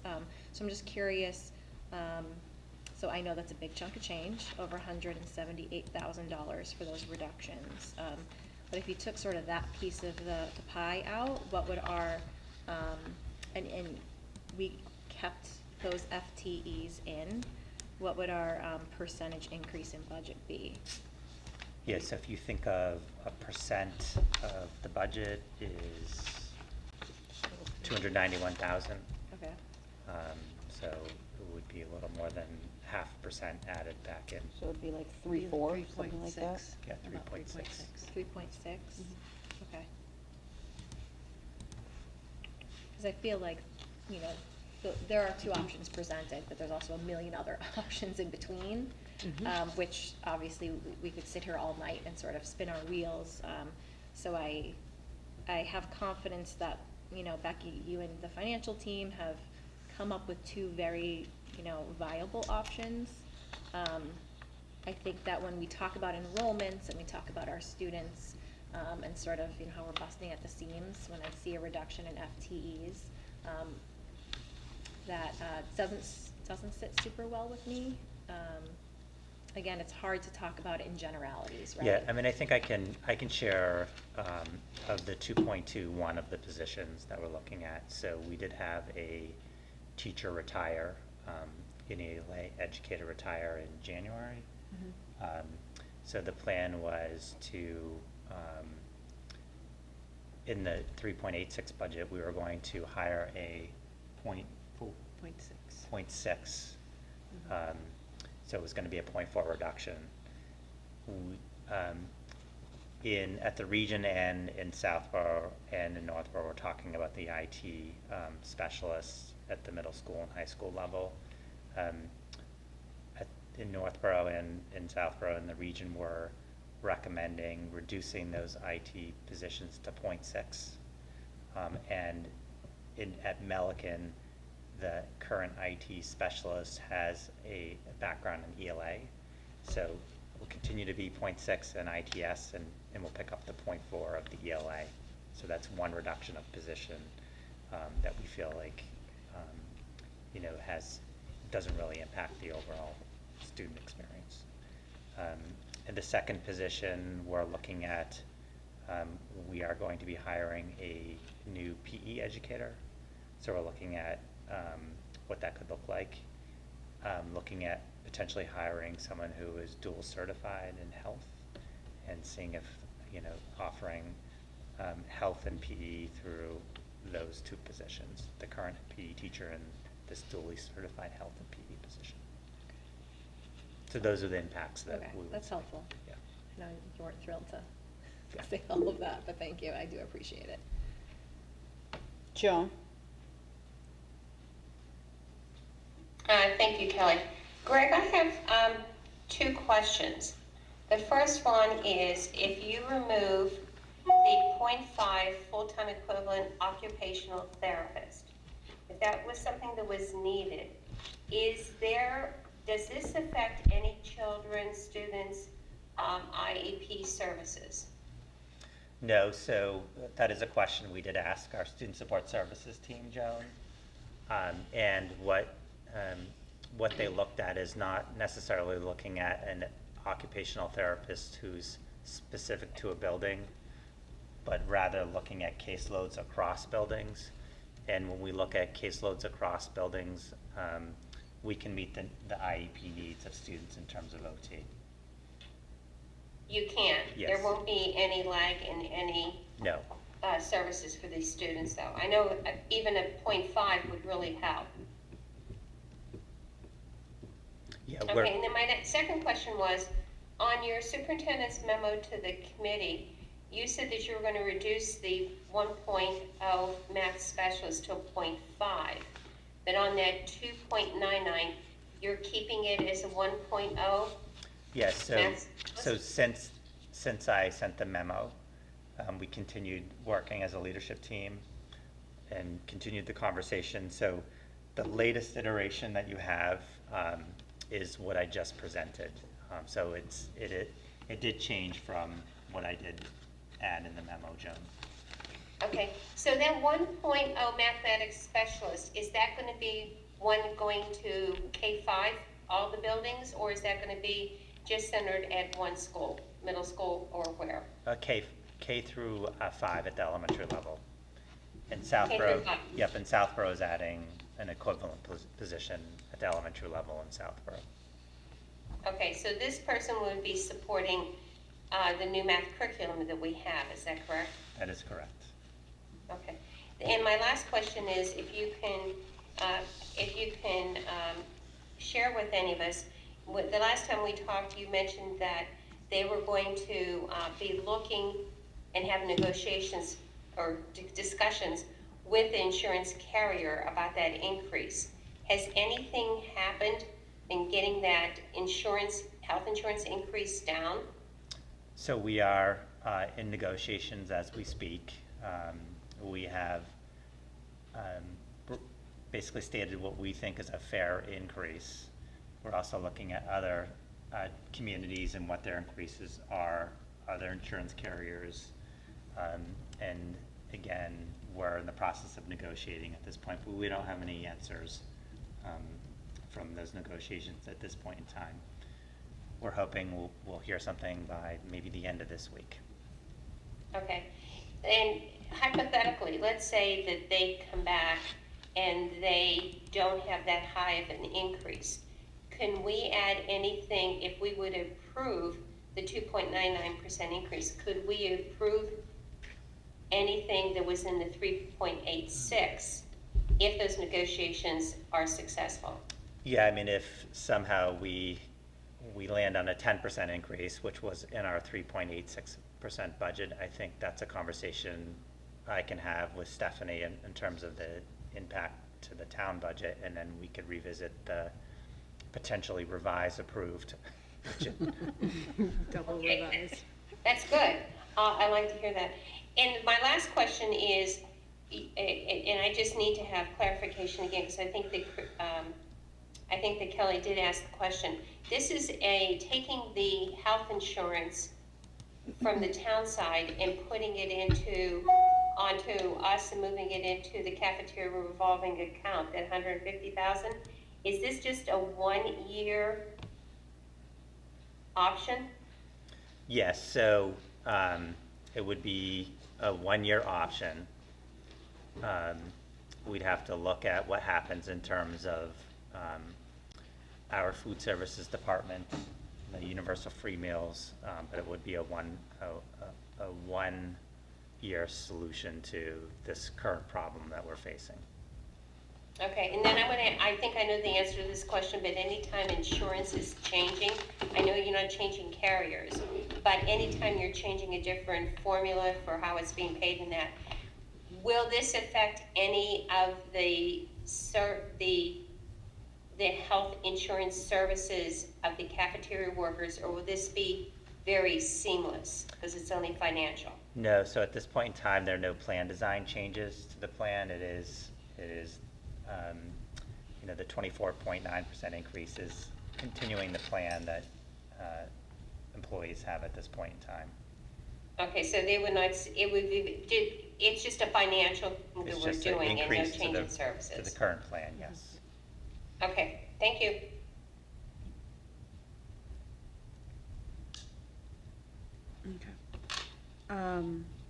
So we first would need a motion to rescind our approved budget. And then we would need a motion to approve the new budget. Can I ask a clarification question? Yes. The, on the slide we had all the reductions, the last one's transportation. Doesn't Yep. have parentheses, but I'm guessing, but that's. Because it's an increase. It's an increase. It's an increase from the I was last. hoping I misinterpreted that. No, Yeah. but, and I did want to mention the transportation, we did get the bids, and next week we'll be at the combined meeting talking about it, but the numbers did come back better, Better than the bid. kind of-ish. In the 3.86% budget that the school committee voted, we made some assumptions of what the second bids would come back in. So they were on target with our projections, $32,000 off. So kudos to Becky for, Yeah. that's pretty close in terms of, Okay. and it is a savings from the first bid that we received.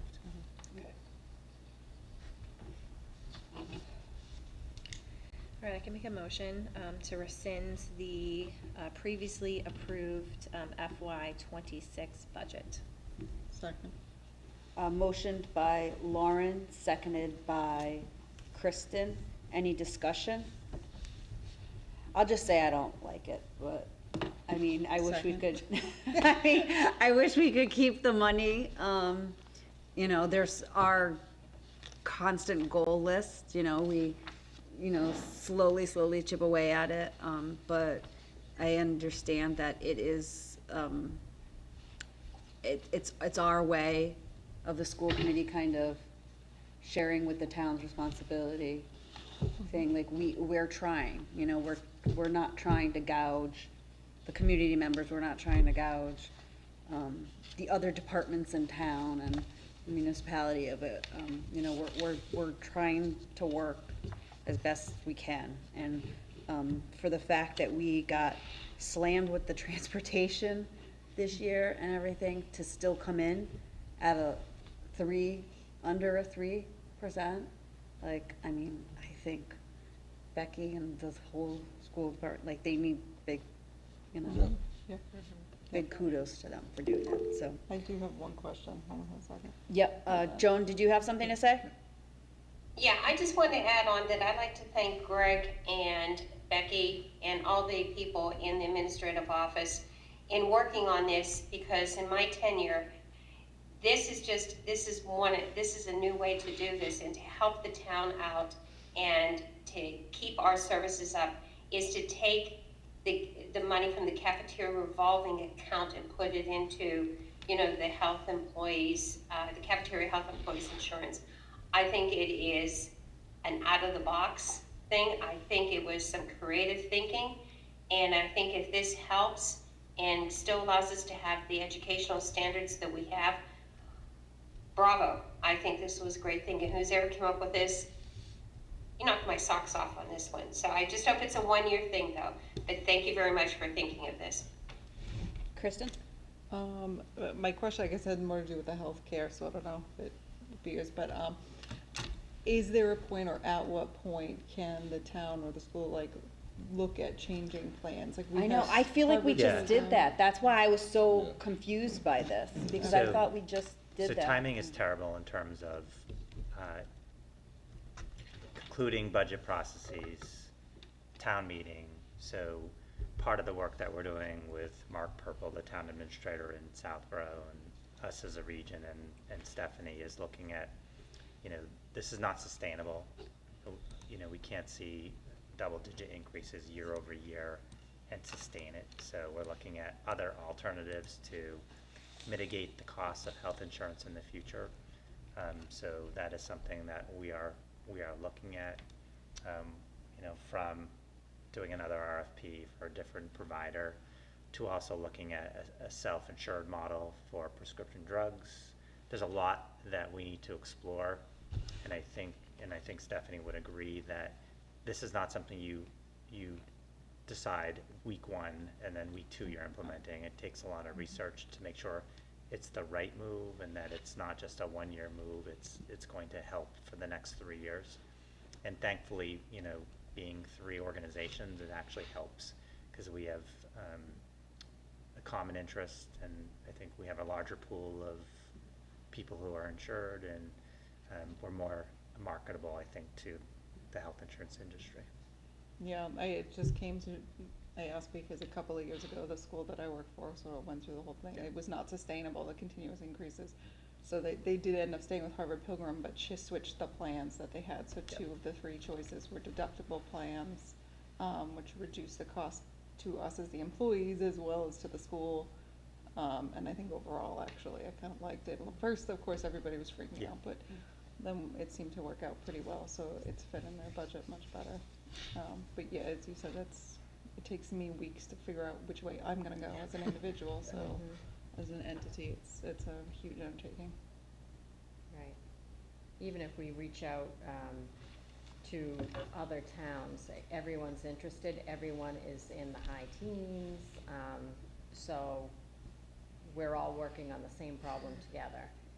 Unfortunately, like Greg said, we're left with 0 time, and it went from a 10 to 12% right to a 25%, and our heads spun, and we're working feverishly to reduce that number just to get us through this budget year, and we're soon after going to be researching this to hopefully get stable again. But it's across the nation.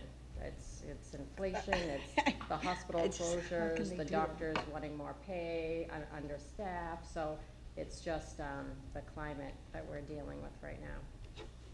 Did you have any major illnesses? Our claims rating across the 3, because again, we're considered as one entity when it looks like claims rating was not great. I mean, it wasn't terrible, but it was a little bit higher. You had some points. Yeah. Yeah. And another thing we were discussing is the GLP, like Ozempic, all of those prescriptions are very costly, and we've seen a surge occur. Everybody has been dealing with it, so yeah, it's expensive. However,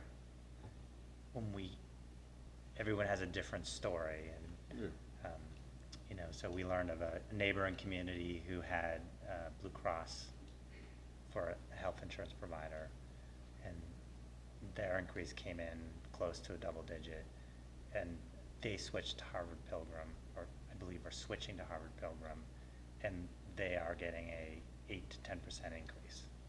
So we believe there is room for negotiation, that it can't be, it just doesn't, the market seems askew. Yeah. And what would be the time, obviously, yeah, there's no time for this budget, but is there a deadline by next year when you would need to know? Like, obviously, you have to tell people if you're gonna switch, and you have to set stuff up. What would be that deadline? But I think it's work we'll take on immediately following, once we get through this immediate crisis, and working with Southborough and the region to look at options. I feel like health insurance is usually, it's like September, October, they say. Yeah, I mean, I think we'll be entering into a negotiation with our collective bargaining units, cafeteria, Next year. Unit C, Oh. Unit All of them A. again, yeah. So Oh, that will okay. be a Next conversation January. as part of the negotiation. Right. Yeah, the open enrollment is all over the place, I've Yeah. learned. Mine's always the end of the year, so I thought it was always Yeah. that. Yeah. But then like other town, like in Framingham, it's April. Oh. And other, yeah, I found them all over the place. I was like, well, that's not Concord, we were consistent. June. See, yeah, and, yeah, it's like, I have to pick up my daughter at Thank you so volleyball. much for coming tonight. thank you. And I missed my alarm and I am late. Yes. But Thank you so much. Yeah, Thank you. We'll be working hard for you. Thank you. She's lovely. I'm so happy she came tonight. Okay, so we had a discussion, so now we are to vote on the rescinding. Is that John? Yeah, is that Joe? No, that was an email she Okay. just got, I Okay. think. You're correct. Thank you.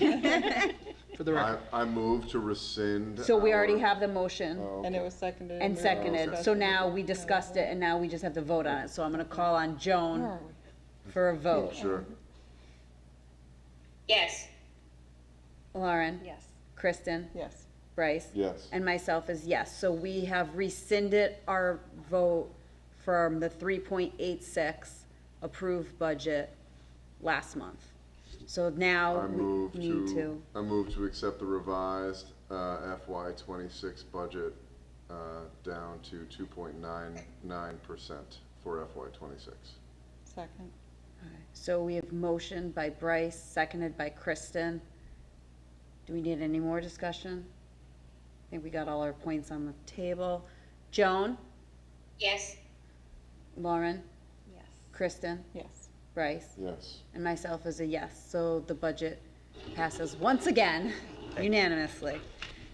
I will say, like, Thank you. it's a lot of work. Thank you. I mean, you It's a lot literally to try did a and do all that. budget, Thank finished you. the season, and then had to start Yeah. over again, Thank basically. you very much. I think it In a month's speaks time. highly of Yeah. the, you know, the principals and the directors. The leadership Yeah. teams Everyone, and everybody you know, like- working together, yeah. You know, there was a lot of people who gave a lot of thought and consideration into this change. And they could have made it difficult, but everyone came with a positive attitude, a willingness to find a solution. Budget book, I'm assuming that's this, but will, is this gonna change? So we will update this budget book and get a new copy out to you. Do you have to reprint the whole thing? Or can Um, they save some of these pages? Anyone who would like a printed copy will make copies for people. Yeah, so we can do that.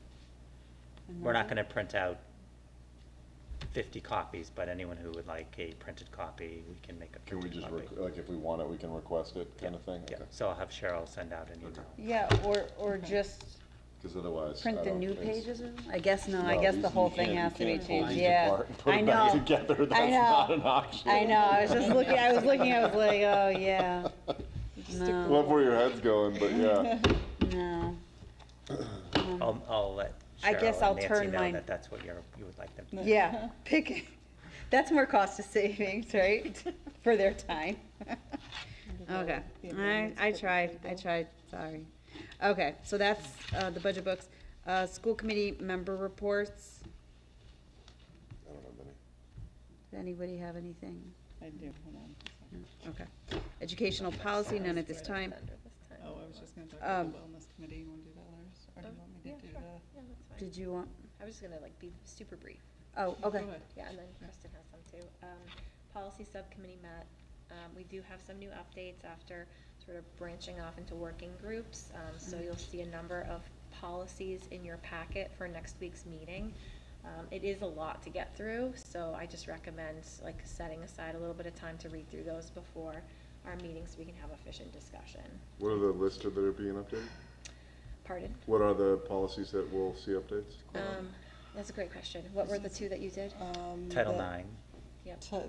Yes, and bullying. Bullying. Um, Title VI. animal and Say school school premises, travel, international travel policy. Religious observance policy. There will be an hopefully. update to the religious observance policy? So, yes. He'll There'll be- be at least some edits and discussion. Okay, That's the hope, right? cool.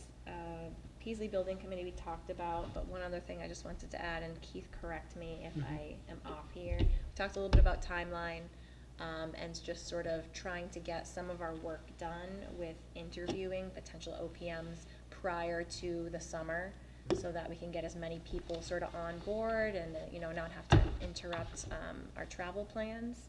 And that way, and Keith, I believe you said, that way we can meet with MSBA, sort of whoever's available. It could either be their August meeting or September meeting. Right. Is that what you said? Yeah, they had shared that their meetings were available in June, July, and August. Okay. Didn't say of anything, but we believe there are ones beyond, but our hope is to kind of target things and plan things so that we could at least get it, that part, because it needs to be reviewed by the OPM selection board from MSBA once we've made our recommendation. Okay. So hopefully we'll take care of the recommendation early enough and then have options for that meeting. Did I read somewhere that we needed to sign off on something before they'll even discuss something with us? I feel like there was. Yeah, the did you see feasibility, that? so Right? Stephanie has that. Okay. Yeah, Stephanie Bacon has a feasibility study agreement that we have to Yeah. enter into. That we Once, have to, now that like- we've been approved by the board to go into feasibility, you have to sign an agreement to how you're gonna Is that a participate. hard copy that you're gonna need signature, or is that, they could do electronic? I think they sent it in yesterday. Oh, okay. So we're good. That's from MSB, yeah. Yeah. Saying That's that not- we- yeah. That's not from us, that's from MSBA. Yeah. And then for the coalition and the calendar study group, just sort of an arm of the coalition. Coalition will be meeting, I think, towards the end of this month. I think you just sent an email out. So we'll have some conversation about the calendars next week. Just sort of the one sentence, summary. There was no 100% consensus on any calendar option by the calendar working group. However, there were options where there were majorities. So we'll be presenting you that information next week. Are we voting on that? We will be voting next week, yes. Mm. People have been texting me, hey, I'm planning my vacations. When do we have school? I know, I'm like, hold on. I've had those Hard to people saying call. too, like, when's the first day of school, when's the last day? I was like, First day of school is already pretty Yeah. consistent. Yeah, I told did them that see the first if one things broke, was- I'm like, oh, it's always The Yeah. start and vacations are pretty safe. consistent. and- Yeah. yeah. Oh, so I skipped a lot of that stuff. That's great. The only other thing I have is the wellness committee, which met a couple of weeks ago. They're working with a wellness coach this year. We evaluated our policy using the Alliance for Healthy Generation and have identified some areas of growth that they'll be working on for the remainder of the year. They're celebrating Wellness Week at the end of March, so March 31st through that week through the 4th, April 4th. So that'll be throughout the town, so you'll see lots of things about that. There's a wellness challenge, a kids heart challenge, a wellness fair, CPR classes, trail walks, a blood drive that they've done before, and I'm sure you'll see lots of flyers. So they meet again next week, so hopefully I'll be able to join them again. And that was all we had. You covered everything else. Joan, did you have anything? No, not at this time. Okay. Thank you. For NSPAC, next Friday, March 14th, they have their Coffee and Connect. And on Saturday, March 22nd, it's a cool event. The Discovery Museum, it's especially for me, it's an inclusive family event. So you can register for that, but it's dedicated hours for families with disabilities. So things will be more accessible, exhibits will be accessible and things like that, so. That's cool. Yeah, so, Open to all people or just our school district? it's on the It's on the. is website to register. Let me see if it says, I don't know, when I you can- register at the, register to reserve your spot, you can register through us and the number of guests. It doesn't say specifically Okay.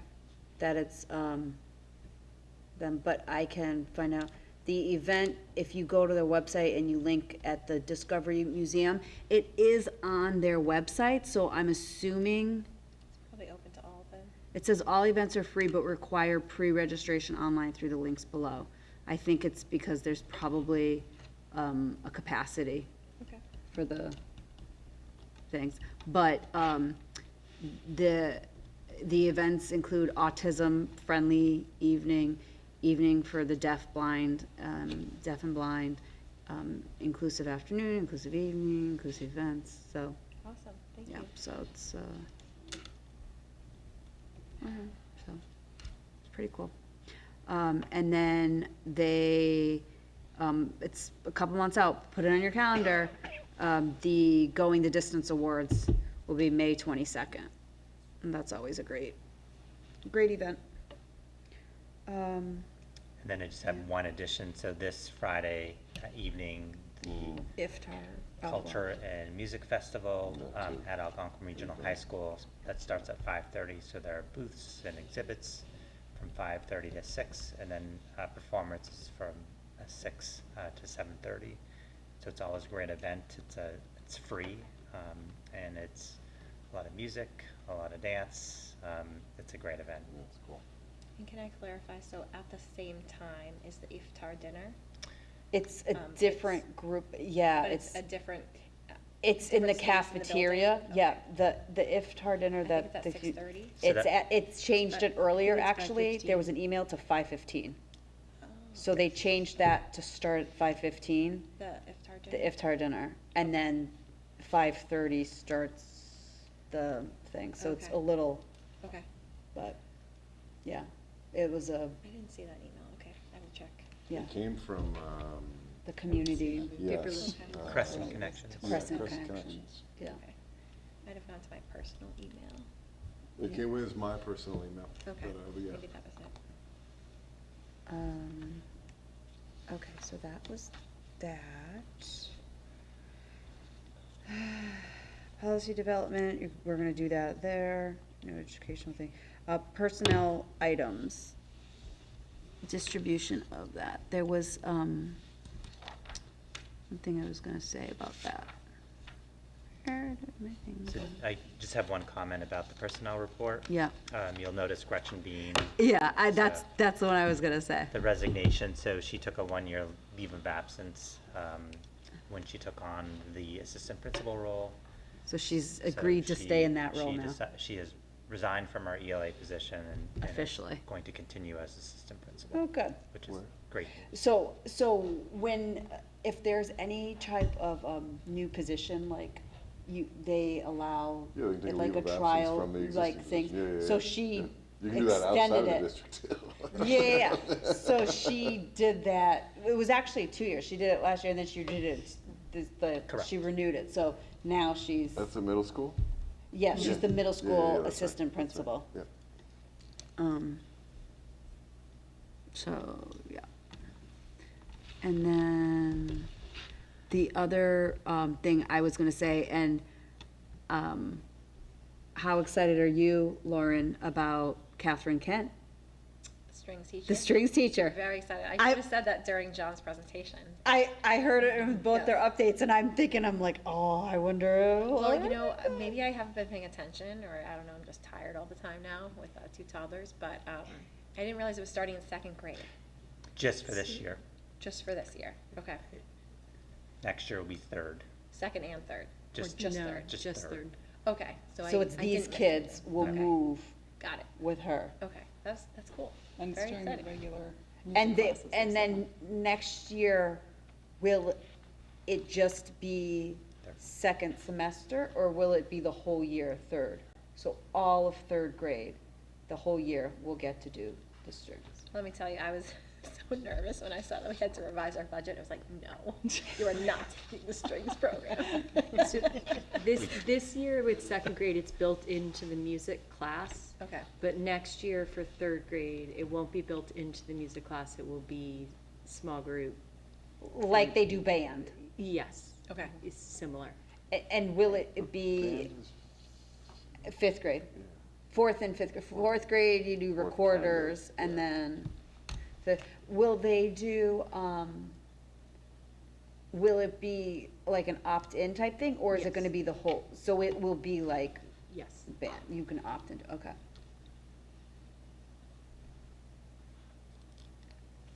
Very cool. And then the other questions that I had was, I noticed the extended day program. Yes, so, Being- so part of the work that we did this year, as you know, Yeah, so next year, the Northborough Extended Day Program will be part of the school operations.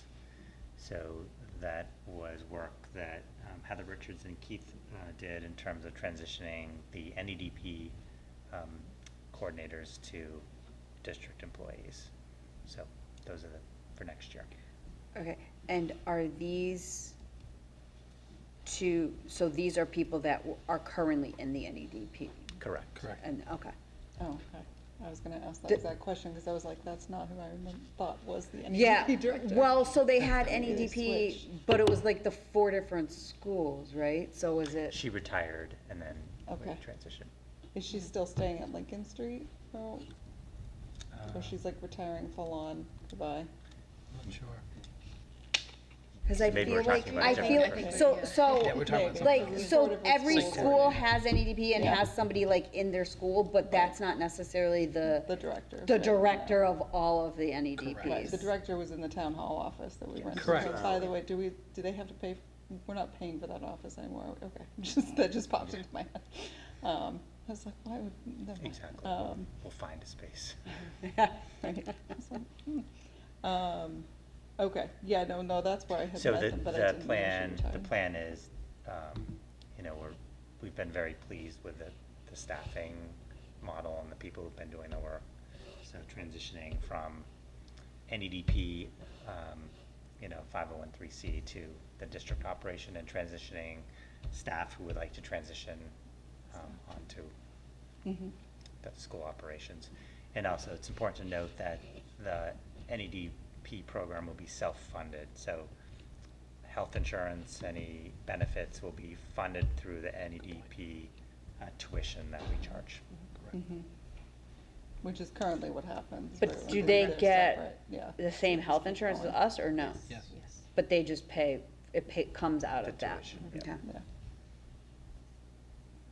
And we've done this work in Southborough already, so we have a proof of concept that's worked really well. And we know it's financially beneficial for the district to take this on. Somewhat related, I don't want to throw us off though.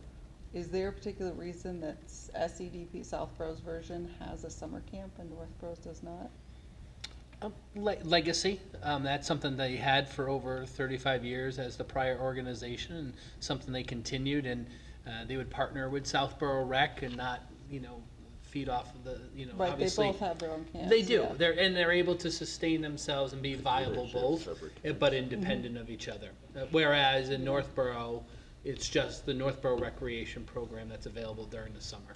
I think Northborough Recreation has a much stronger summer Oh, program but much larger. than Southborough, so partly SEDP filled the gaps for the summer program. We are looking at the financial viability of continuing running a summer operation, because it is expensive in Yeah. Southborough. Well, if you can get it to work over there, let me tell you, Northborough Recreation fills up, it opens at 9 and it fills up by 9:03. Yes, it does. But I Okay. did not have a problem at all getting my, Well, this year they this switched year it because over it to was just 11. residents first and not So it non-residents. did take a couple was- hours because nobody else could get on till Right, 11 or something. but it yeah. was, But was- I've, some thought I years got I've gone every on and 9:03 and I'm like, oh, it's Two years full. ago, gone. Nope, See we're ya. done. I just Yeah. have to say, the one thing that Southborough does have is they've got vans. They're not yellow, but they've got vans. Fans or? Vans. the- Vans, oh, I thought Vans. she said The- fans. Sorry. No, they've got They have vans. I found that out at one of our meetings, is that they've got vans. Their rec department has vans, so they'll transport kids for like after-school programming and stuff. Oh, that's nice. I know. So if like I was, You can talk to Stephanie. I know. Get it in I'll the recommend that on their school budget. You don't have to be yellow, and anyone can drive it, as long as it's Not anyone can drive it. a van. Not, You but got your not, training. it's not Well, Regis anyone. fans. Well, I don't want anyone to, but I'm saying you don't need to have a bus Special license. There's no CDL required. No yeah, CDL. but, No, yeah. like, yeah, no, well, I don't want anybody. I don't want anybody to. Okay, communications, none at this time. Action on open meeting minutes, I guess we vote to approve it even though we amended it, but, is there a motion to approve the February 5th school committee meeting minutes? So moved. Second. Motion by Bryce, seconded by Kristen. Any discussion? No. Roll call vote. Joan? Yes, Lauren? Yes. Kristen? Yes. Bryce? Yes. Myself is a yes. Passes unanimously. Future agenda items, Melican Yonder pouches. I was curious about how they're going and stuff. I did have an offline discussion with someone at Melican, and they were very excited about how it's going. They were very pleased, so I'm excited to hear about, get an official review of that. Approved food contract service management, school choice public hearing, Proctor Peasley PTO presentations, math updates, NEF presentation. It's the NEF, Can I back up for a quick second? yeah, When will we get the contract for review? did it go out? RFP is out right now. They will be due, the RFP responses are due on March 18th. And we plan to vote to approve by April? If the evaluation process is successful. Okay. How does it, it's the coming in, it's not like the transportation, but it's like. you It's come in- different. Oh, okay. It's not like Proposals cutting are envelopes evaluated, and- proposals need to be evaluated, and then we look at the price guarantee that's offered. Similar. Okay.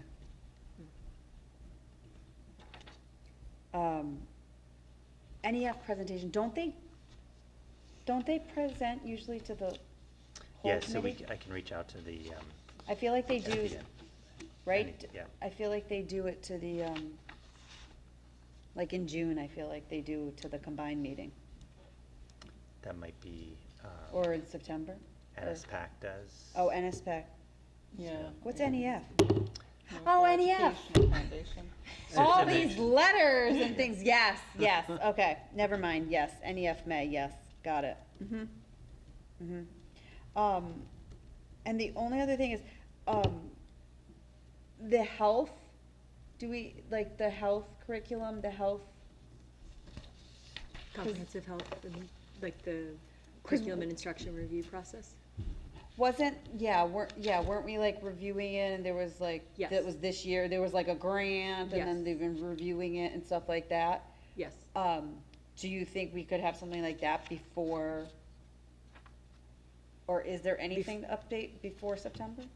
Absolutely. Oh, We could okay, do an I update. don't know, like, I Yeah. would, if there's, I would recommend that it's, June. yes. Yeah, I was yeah. gonna say, I would recommend that because there's a lot happening right now. yeah, that's why And so I I'm think the just wondering, because I didn't longer- know if there was enough. The longer we can wait, there's a lot that has happened, there's a lot that's like in motion right now Okay. in this spring period, so I would say if we could do it in June, Okay. I would be able to give the most comprehensive update. Okay. And I could invite, the people who are leading the review, Andy McGowan and Mary Ellen. to- Okay, and there's usually cake at that meeting, I think. Yeah, so So, that goes with. I'm just saying, like, cake or charcuterie board, I'm just saying, It'll be carrot cake. you know, yeah, well, Mary Ellen, wait, if you're, I'm definitely wait, not. if you're inviting Mary Ellen, what time is the meeting gonna I be was at? just It gonna might be say, the it charcuterie might- board. We have charcuterie. it might not go Yeah, with the health charcuterie theme, but With the health theme. I can At work least that switch out. to charcuterie board. We'll do the The charcuterie. prosciutto isn't exactly a A-list snack, but Salty. Oh, she'll support that. she might. I remember taking plates to go last year. That was very. Yeah. Bills and payroll, we're doing online. Does anybody have anything else for future agenda items? Not at this time you can think of. Okay, we are, audience sharing. No. I could audience share, but I'm not gonna tonight. I'll save my comments for another time. So we have to make a motion to adjourn into executive session. Adjourn into executive So, session well, without the intent to return to open Exact, session. we're not coming back to open meeting, so do we I move adjourn? I move that we adjourn the open portion, Open meeting, the open meeting, to move to executive session, not to return back to open meeting. okay, and we are to discuss the deployment of security personnel or Or devices. do I need to describe why we're moving into executive session? Strategies with respect thereto and not, I mean, so that's, Okay. so moved, Right on. right, Second. Second. okay. So, any discussion? No? Okay, it's gonna be a roll call vote. Joan? Yes? Lauren? Yes. Kristen? Yes. Bryce? Yes. And myself is a yes, so we are adjourning and moving to executive session at 8:48 PM.